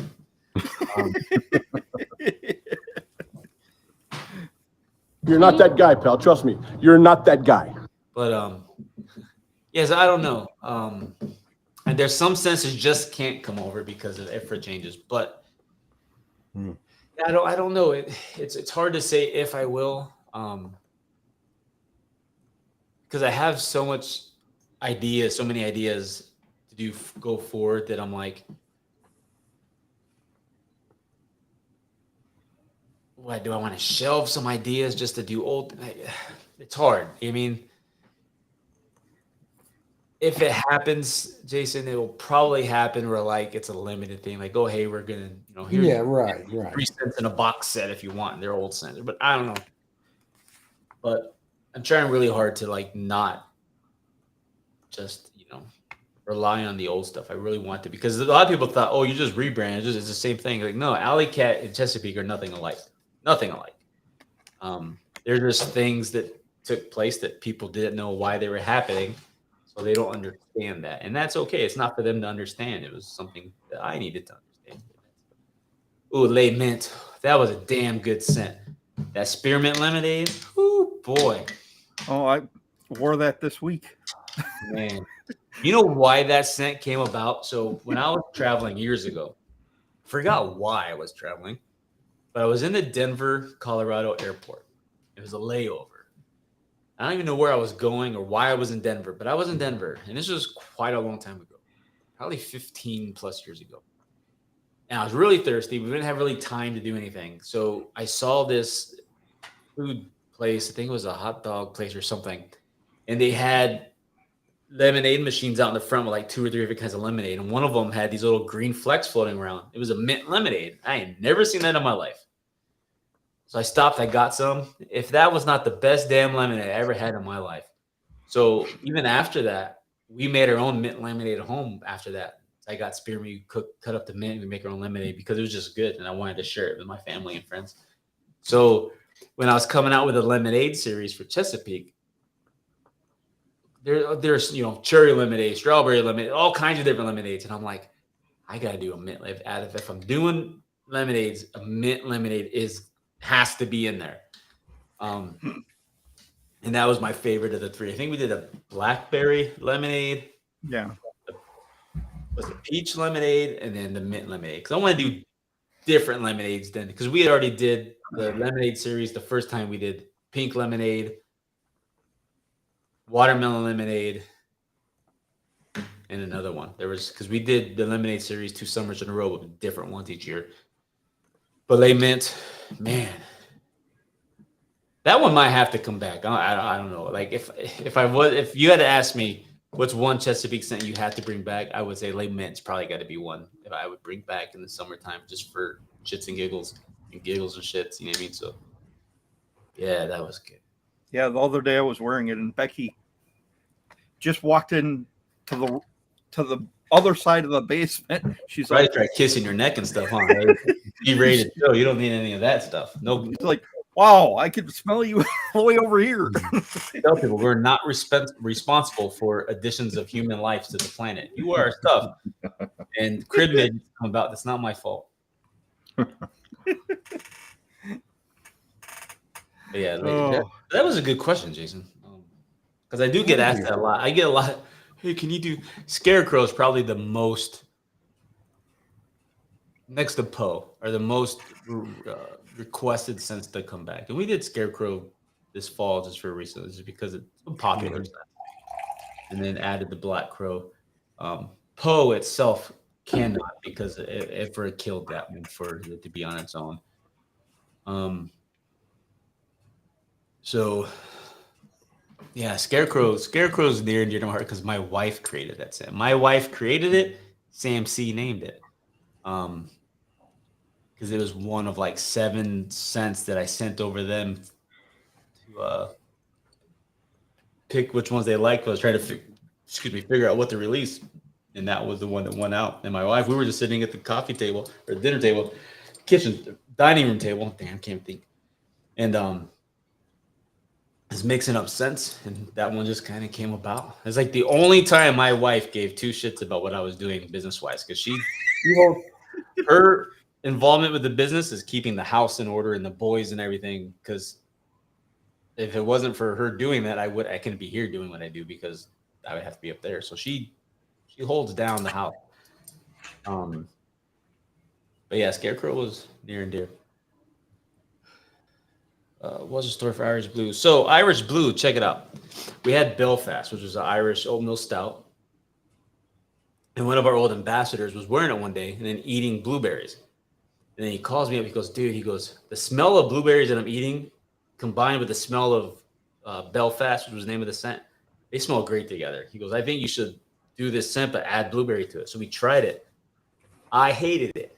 I did not like it. I mixed it, put it on the shelf. About a month later, I opened it up. The scents had time to like marry each other, macerate a little bit. Totally different. Smelled so good because they had time to do their thing. And that's another thing with scent creation. You can't just throw things together, put it in a bottle, because what it smells like then is not going what's going to smell like in a week. So when you do scent creations, before I even put it into product, I make them and I let them sit and I come back to them to see how they develop.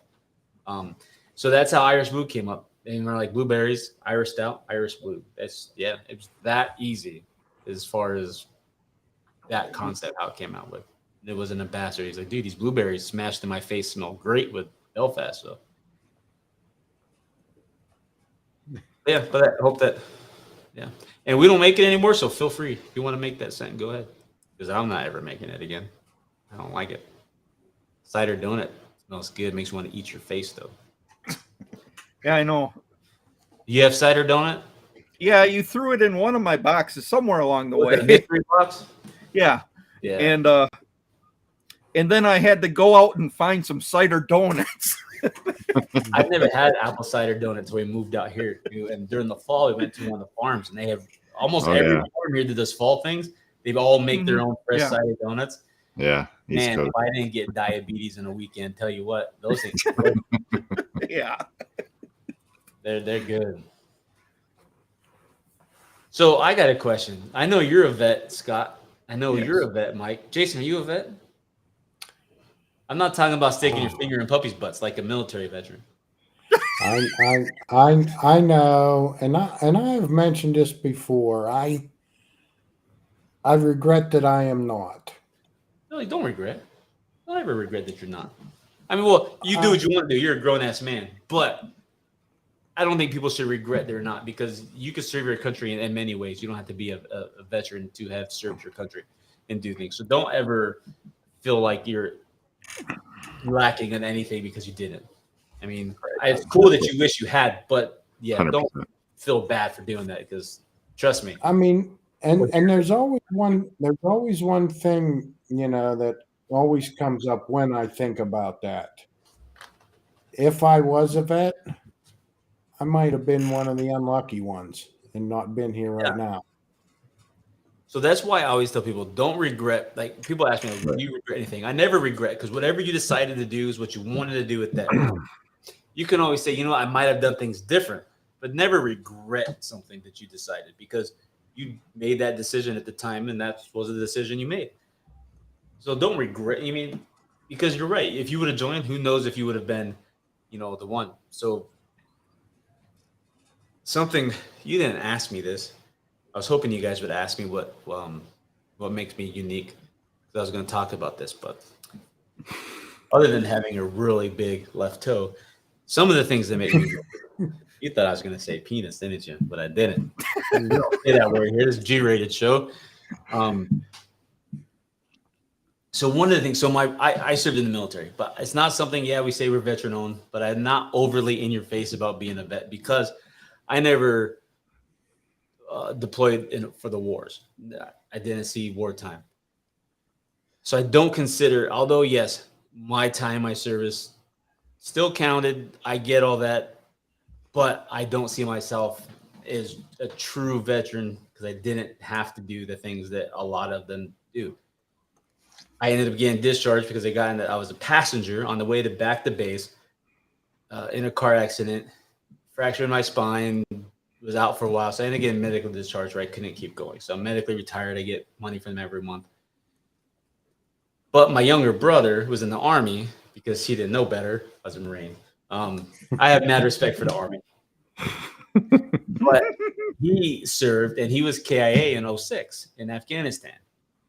So, and that's not a story we talk about all the time. There are people who know me really well know that story.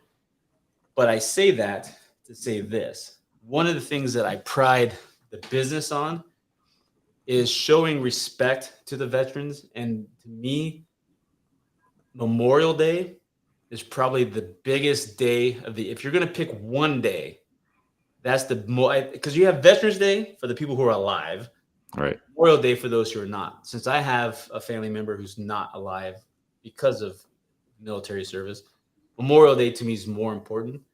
And I will never have a sale on Memorial Day, because anybody who earned that sale can't buy shit because they're dead. Right. I don't shop Memorial Day sales. I refuse to, because why are you having a sale to celebrate their death when it doesn't benefit them? It's to remember them. So I always make sure that on Memorial Day we don't do a sale. I usually post a picture of my brother or his gravesite. But on Veterans Day, we take care of the veterans. We love them. But I think to me, it speaks volumes more. I think veterans, and as a veteran, I respect it more when you see companies who don't, and this isn't just for this market, this is any business. Any business, you can sell shoelaces, I don't care. Memorial Day is not the day for sales. So I always get kind of I don't shop them. And if my wife's well, let's go buy this on sale. We can wait till next week. We'll pay full price. I'm not shopping Memorial Day sale. It doesn't make sense. Mm-hmm. So that's something that I make sure we don't do. And I'm not saying don't have if you want to have a sale, that's your business. But people kind of confuse Memorial Day with Veterans Day. And I make sure that we honor Memorial Day for what it is. And I think that's one of the things that I'm proud of for the company, that we can do that and not, take advantage of a holiday to make money. It should not be intended for that. So that's one of the things I like to do. And I don't know where I was going with that story, but we definitely have a stronger connection to Memorial Day than most people. And thanks for sharing that with us. I remember you telling us about that in one of our streams about your brother. sorry to hear that he passed. Yeah, I was actually in Vegas. So I was a policeman. I was a police officer. So they have, it's called the Explorers. It's kind of like the Boy Scouts for the police world, law enforcement. They have fire explorers and police explorers. So we took our explorers to Las Vegas for an explorer competition. They get together and there's like little competitions they do to kind of put their skills to the test. And we were on our way back from Vegas. We were just outside of, I think, Wickenburg, Arizona. We're just north of Wickenburg, coming back from Vegas. And then I got the call from my biological father to say, hey, I just found this out. So the rest of the ride home kind of fucking sucked. Yeah. But so then we ended up, because he lived in Oregon, so we had drove up to Oregon for the services, and of course he met the governor, and the governor gives you the star and all that stuff. And it's kind of weird. What's cool though, I will tell you, this is the coolest part, and you always hate to hear funeral cool. They don't go together, but this was cool. So the Westboro Baptist Church? Is that the group that kind of right? Westboro. Oh yeah. They were there in full force to protest the funeral service. Yeah, because it was a big deal for the state of Oregon at that time. For the it was my brother and one other service member that happened to be from the area. Yeah, 2006 was like the height of those protesters, and they had the bike gang to kind of. So they were there in full force. The coolest thing that I ever saw was when we roll up in our little caravan to go into the not cemetery, I guess it was called, but it's like wherever they're there, this military memorial cemetery. The amount of bikers that showed up to keep them jerk offs from having any impact. I'm telling you, there were, if not 1,000 bikers, there were probably more than that. There were so many of them. That was the coolest thing. Nobody in, like, my brother's mother had nothing. They had no effect. They had no effect whatsoever on what was going on, because the bikers from every outlook. I can't remember what they were called. There was different groups, the bikers. So you had there was Legion Riders were there. There was I think Freedom Riders. There's so many different groups. Yeah. Even groups that you probably would not expect to be there. Like we'll call them unsavory. There's some of those folks there, and their goal was to keep them jerk offs from doing anything they shouldn't be doing, and they accomplished their goal. And I think that was if there had to be anything cool at a funeral, that was probably the coolest thing I've ever seen.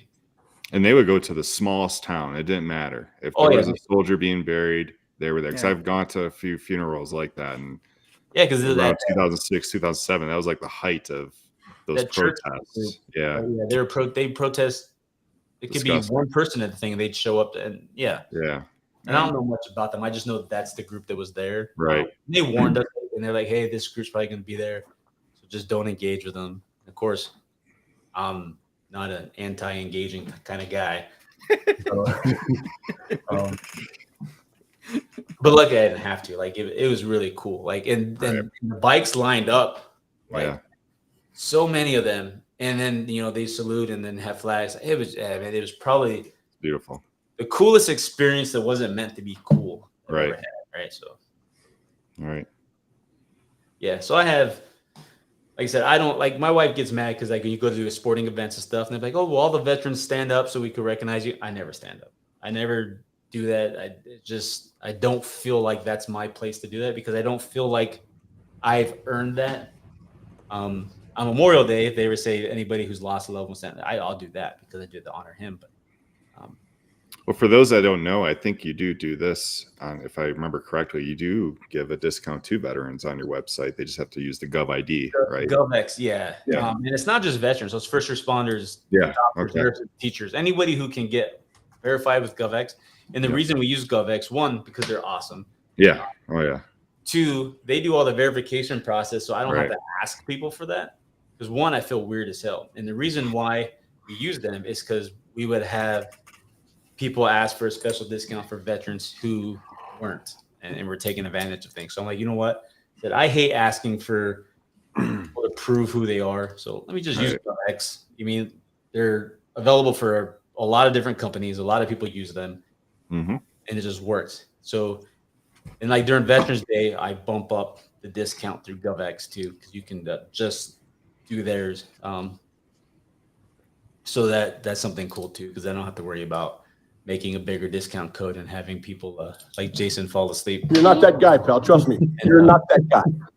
And you know, if we do a veterans discount, I want it to be for them, right? And Right. not to say other people don't deserve a cool discount, but it's hard to say, oh, discount for teachers, and you have non-teachers using it. Like, it just takes it away from what you're doing. So GovX, yeah, GovX is really cool. Smart. You know what's funny though? I'm not verified. I don't have a GovX account to use. I can't. I'm not verified.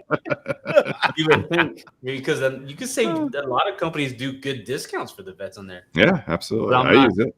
Yeah, I'm not- I used it today. Yeah, I need to, but I also don't mind paying full price. I'm not saying you're anything because you use it, but I don't mind paying. Because I don't ask for discounts. Like I said, I don't feel like I rate them, so I don't. Oh, you got a vet discount? I don't know. Let the guy who's missing a leg because he went to Afghanistan and fought. Let him give him mine. Double it up for that guy. That's just how I feel about it. Right. And I have vets told me, well, you're an idiot. You serve. I'm like, bro, this is not the same. Like, that's just how I feel. You can't change that. Yeah. Beard is holding Jason's head. Well, yeah, right. If it wasn't for that beard, he'd be like, that beard's keeping you up. You got a little midget with a kickstand in there, huh? Yeah, he's in there. Oh, yeah, he's dancing. Oh no, his pants were down. Cover up. What are you doing? Yeah, AARP. That's when he. Yeah. Can you add Medicare? Can I use my Medicare discount on your? Oh, Medicare Part D. I missed what Max said. They asked Elk County Sheriff Protection. Yeah, I didn't see a whole lot of cops at this thing, but boy, the bikers sure showed up. Mm-hmm. You know what's a cool biker group? We have he's not in the chat. We have a customer. Doc Olson's the only thing I know his name by. He's part of BACA, which is the Bikers Against Child Abuse. Those guys show up for children for like court hearings, like if they're abused by their fathers or cousins or whatever they get abused by. They that group will show up to court and keep that kid from being intimidated by whoever abused them, and they did good things, man. yeah, they're pretty active here in Milwaukee. Yeah, and it's just a bunch of guys who ride bikes and don't want children to get beat, so it's kind of cool. Mm-hmm. We are kind of late. I mean, you can tell me to shut up and go whenever you want. My wife's probably pissed too right now, but it's all right. Yeah. Well, we're hitting 2.5 hours, maybe. Maybe how long did Anthony go? I need to go 20 minutes longer than Anthony. You're probably about there. Yeah, I think you are. I think you are. You hit the mark. How long do you guys normally go? It depends on the guest. I mean, it's usually a little under 2 hours. We might push an hour and 45. I'm pretty sure it's longer than that. You're just not awake for the other half. Oh no, I'm just. This was a rough week, and I apologize. No, don't be sorry. No, man. I saw that video you posted. That You're a metal. laborer. Yeah. Now that video, you were welding, if I'm not mistaken, right? Is that what you were doing? Well, those pictures I welded them 2 channels together to make Your the beat is tube. beautiful. Like your. I don't know. The actual. Man, you did. Yeah, the actual video was it's a beveler to bevel the edge to give you a good V for penetration, and I always heard you need a good V for penetration. Yeah, exactly. So anyway, that machine is heavy. That's a heavy. I mean, it's handheld, but it's about this big. It's pretty good size. That's what you said. And it's heavy. So I hear your little innuendos, but anyway, yeah, it reciprocates. It goes up and down. It's a little punch. It goes up and down, and it punches the edge off of that to make the bevel. Yeah. But yeah, Last time I punched the edge off, we have a 23-year-old son. yeah. Oh, man, I hope nobody's children rewatches this. It's your fault, Jason. No, anyways, you did a good job with your welding stuff. I used to do this in high school, and we had shop class. I always loved doing that. Yeah, I enjoy it, but there's always times you know, I enjoy the work, but there's always those certain jobs that just suck, and you get them. But nah, this was a pretty fun job. Yeah, I can't tell you why I've never got into that kind of field. I mean, like, to me, law enforcement and EMT stuff is in the same category as far as it's not like, I wasn't a businessman suit guy. So, Yeah.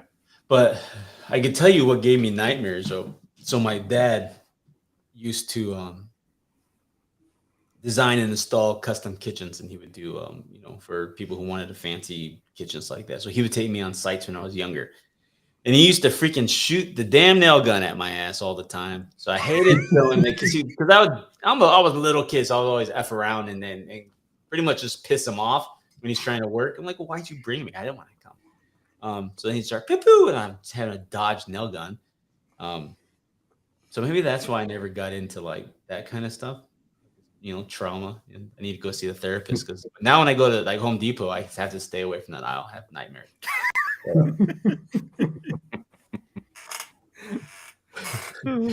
But yeah, so I don't know. But I've always liked, the welding. We did a lot of that, and I've always loved. And I was talking to Rob Acker because he has one lathe work. I've always wanted to have a lathe. They're kind of pricey, just to turn wood and do things because I think it's kind of cool. I've always liked doing like the smell of everything. A very dangerous tool. My wife calls me that sometimes.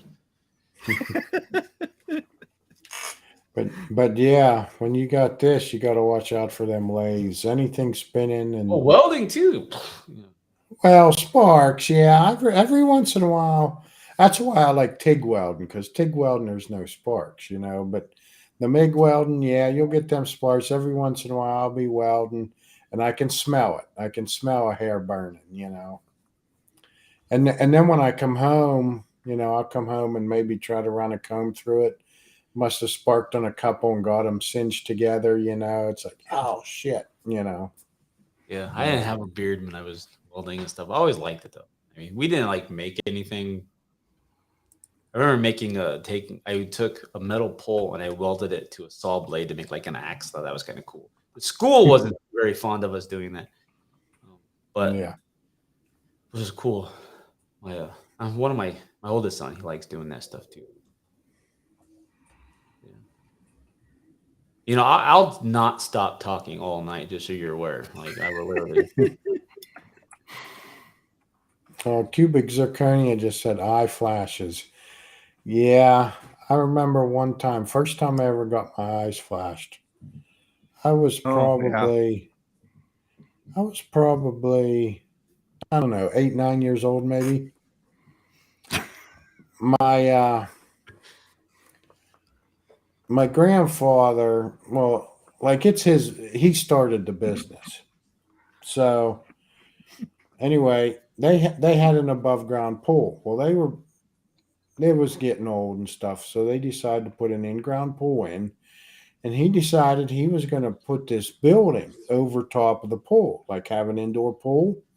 But he made it to where like one side was on the existing building, and the other side he poured like a cement curb, and he put angle iron this way, and he got these casters with a V in it.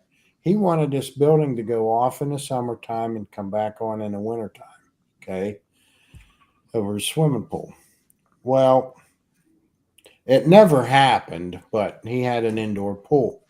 But anyway, my dad was welding the angle iron down, for the tracks for these wheels. And I mean, I knew not to look at the light, but every once in a while, I'd look over at him to see where he was. Well, that night, I woke up in the middle of the night and I was scared shitless because I thought I was going blind. That it feels like sand in your eyes, like somebody just held your eyes open and dumped a pile of sand in it. They were burning. I was scared. I thought I was going blind. But You guys ever go in the shop, put your welding helmets on, put the tin down, and then just run around, hoping you don't hit each other? That'd be fun. No, we don't do that. And then turn the lights off. Even that would be cool. I mean, not that you wouldn't matter anyways. You still can't see nothing. That'd be kind of cool. I always like when I was learning how to weld. That was the weirdest part for me because you kind of like when you go to start, you need to flip the thing real quick because if you do it and then start, like you don't know where you're starting. You get the spark, but you get it and just real quick and that's why they come out with them automatic helmets. They're so much nicer, save so much time. You know, because even before you had that, you used to have to do the whole helmet. You know.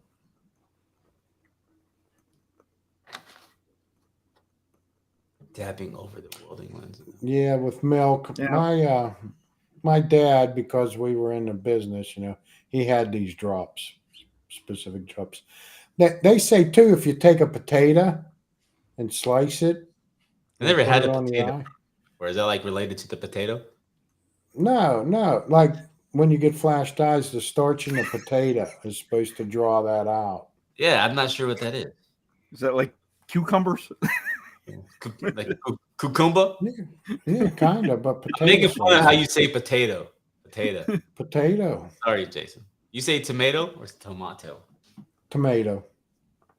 You say wash or wash? Well, it can go either way.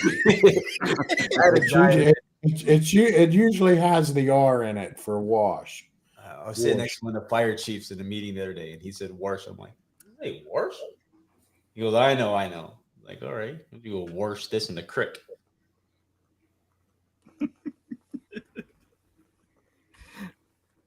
And blows a hole in the meadow. What's tetracaine? Oh, you say water? You say water? Water. Yeah. Or Schwartz. Schwartz. What is this Schwartz thing? I know it's from Spaceballs, but no. That's how he says shorts. Oh, you don't say shorts, you say shorts? Tyson, when Tyson was on the show, I said about shorts, and he said I said Schwartz. I said I did not say Schwartz. I said shorts.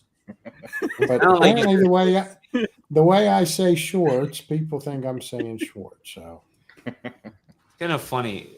Anointed, he goes, potato in Spanish is french fry. No, it's papas fritas. Eye drops, numbs eyes. Hey, Jason, I got something for you. Spell fat. Fat. Like this. Fat. F-A-T. All right, now spell her. H-E-R. All right, now put those words together. What's it spell? Father. Oh, you saw the video. You knew what I didn't see the video. Oh, I've seen other people do stuff like that. I like how he's like, yeah, he got you. Yeah, I knew you were trying to get me on something. They'll say like fat hurt. And I had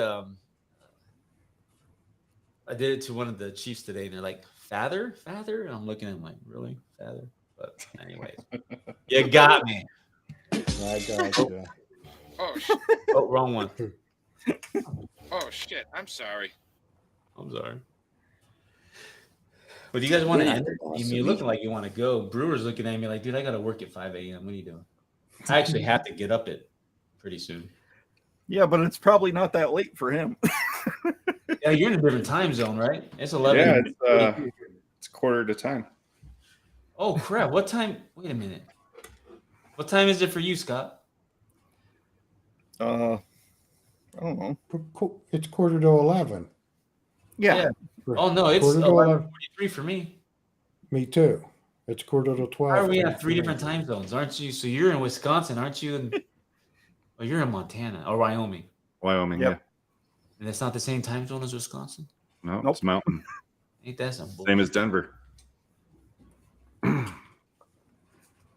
Now I know why Jason and I are falling asleep and you guys are in there. Man. Well, this is late for me. 10 o'clock's my bedtime, so I'm usually by 10:30 to 11. I'm laying in bed, and then I'm on my phone until about 11:30. And then my wife's gonna be so mad when I walk in the house. Tyson, you hush up to your 9:43. California, it's like 4 in the afternoon. Yeah. Bro, Yeah, we saw that when we had a cheesehead on. Cheesehead. Yeah, Yeah, Ryan. Ryan and you. Oh, Ryan. Oh, I haven't seen Ryan in forever. Yeah, Yeah. he was still working from home on his laptop during our stream. I watched last week you guys had Steven on from Ireland. Yeah, poor guy, keeping him up. Yeah. He's been a customer of ours for a long time. He's a good dude. Yeah, he is. Told him if I ever go to Ireland, I'm going to go to his shop and get some fish. Yeah. Yep. Yeah, that's been it's like a bucket list for my wife. She wants to go to Ireland. So do I. Ireland, Scotland. We actually had a trip planned for my boys. Everything was booked and paid for to take them to Greece.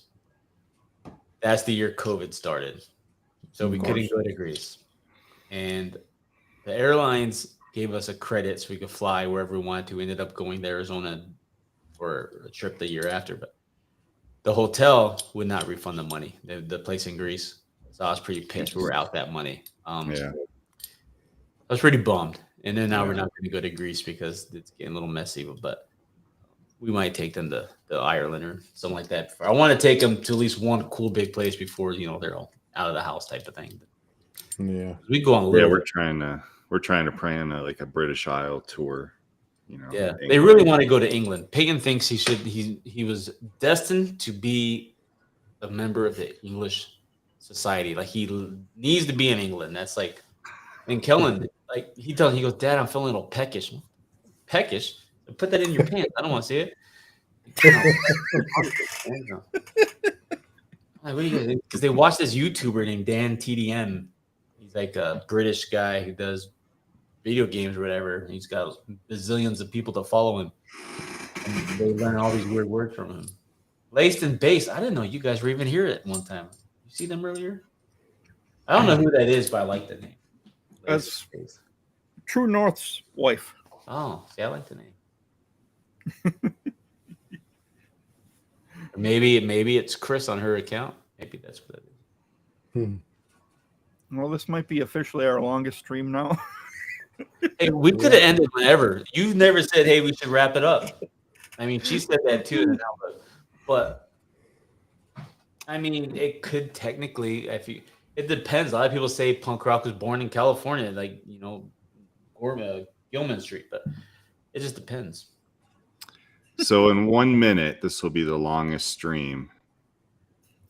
Let's end it now. Not counting, I'm not counting the auction though, because that was really long. You gotta go 20 more minutes for the auction. How about new? That worked out great. That was like. Are you sure about that? Another one. You suck.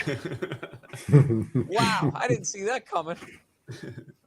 I don't have friends. I got family. Hell yeah!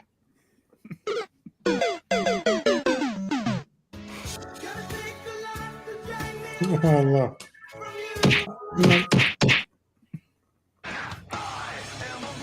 I'm not going to flash my legs. Goodbye, everybody. They're pretty white. I've got to go. Gotta leave you. We're just sitting here pushing buttons. Throw your hands in the air. Yeah, Tyson.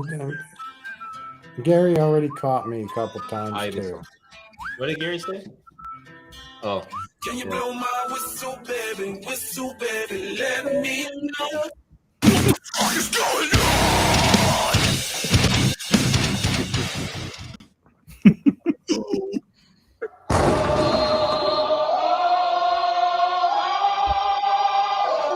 Smoke weed every day. Here comes the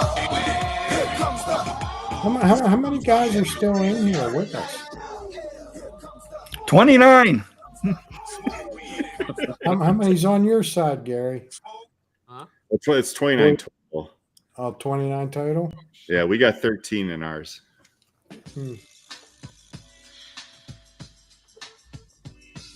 Counting me. I go all night. What the hell? Oh my God, no way. Whoa, whoa. Got him. You're good at it now. Travis still here. Travis, no plowing right now. And tell me you love me. Okay, bye. Where's Donnie? White trash Donnie. All right. Well, are you guys ready? Call it a night. Yeah.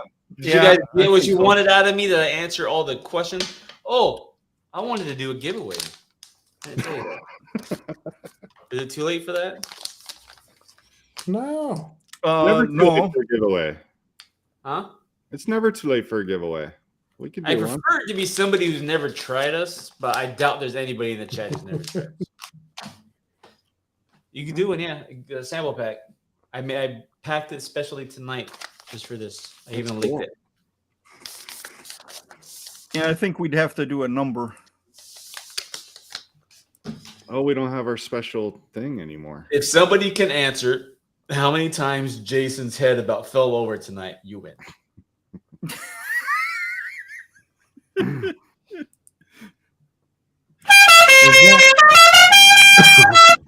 That was loud. That'll wake you up. Is there a private chat I don't know. on this thing? Yeah, there's Yeah. private. My private. What did you say? Yeah. Is there a private chat? Yeah. on Yeah, this it's thing? right down here in the bottom. Oh, Yeah, there if it you were is. here on time, you would have been able to see this. Well, I had a hard time with this technical difficulty stuff. Well, listen here, young Okay. man, whippersnapper. Ain't no spring chicken. I see. People are already guessing All right. numbers. What do we want in the private chat? You want me to put a number in there? Well, I was curious as to how many times it was. What are you talking about? How many times my head nodded? Oh, I don't That think was anyone the oh can. no, I don't know. That was a joke. Oh, okay. He was Well, like, maybe "Fred, he was- put in there." Here, I'll pick a number. What's the number range? Scott, what you got? Number range. Not very 25 to big. 50. That's pretty big. Yeah. Yeah. How many people's in here? There's 29? 32 in here. Yeah, but probably 82. 17 will guess. 20 to 40. All right. I put the number in the private chat if you can see it, Scott. Yep. I could see it. All right. Oh yeah. Yep. Okay, so now starting, yes. I would like to thank Brewer for actually wearing an alley cat hat today. Scott, you're fired. That's Jason doesn't wear hats, so once in a while, not too often. oh, we have a winner. I We have see a winner. one, yeah. See the first one? I think Yeah. I don't so. know, and I can't scroll the chat. Yeah, he's I the think first it one that I is. see. Yeah, he's actually on my channel, but he's the first one I see. yeah, it's the only one I see. Yeah. Yep. All right, we have a winner, and He's I already the have only it. one I back. picked that. So Yeah, and he's not a newbie to alley cat either. Look at that beard. Yep, that's it, Jason. Okay. I can't highlight his name. Oh, there you go. Dean Gooden. Congratulations, you win. It was 33. That's the number of times Jason's head about hit the floor tonight.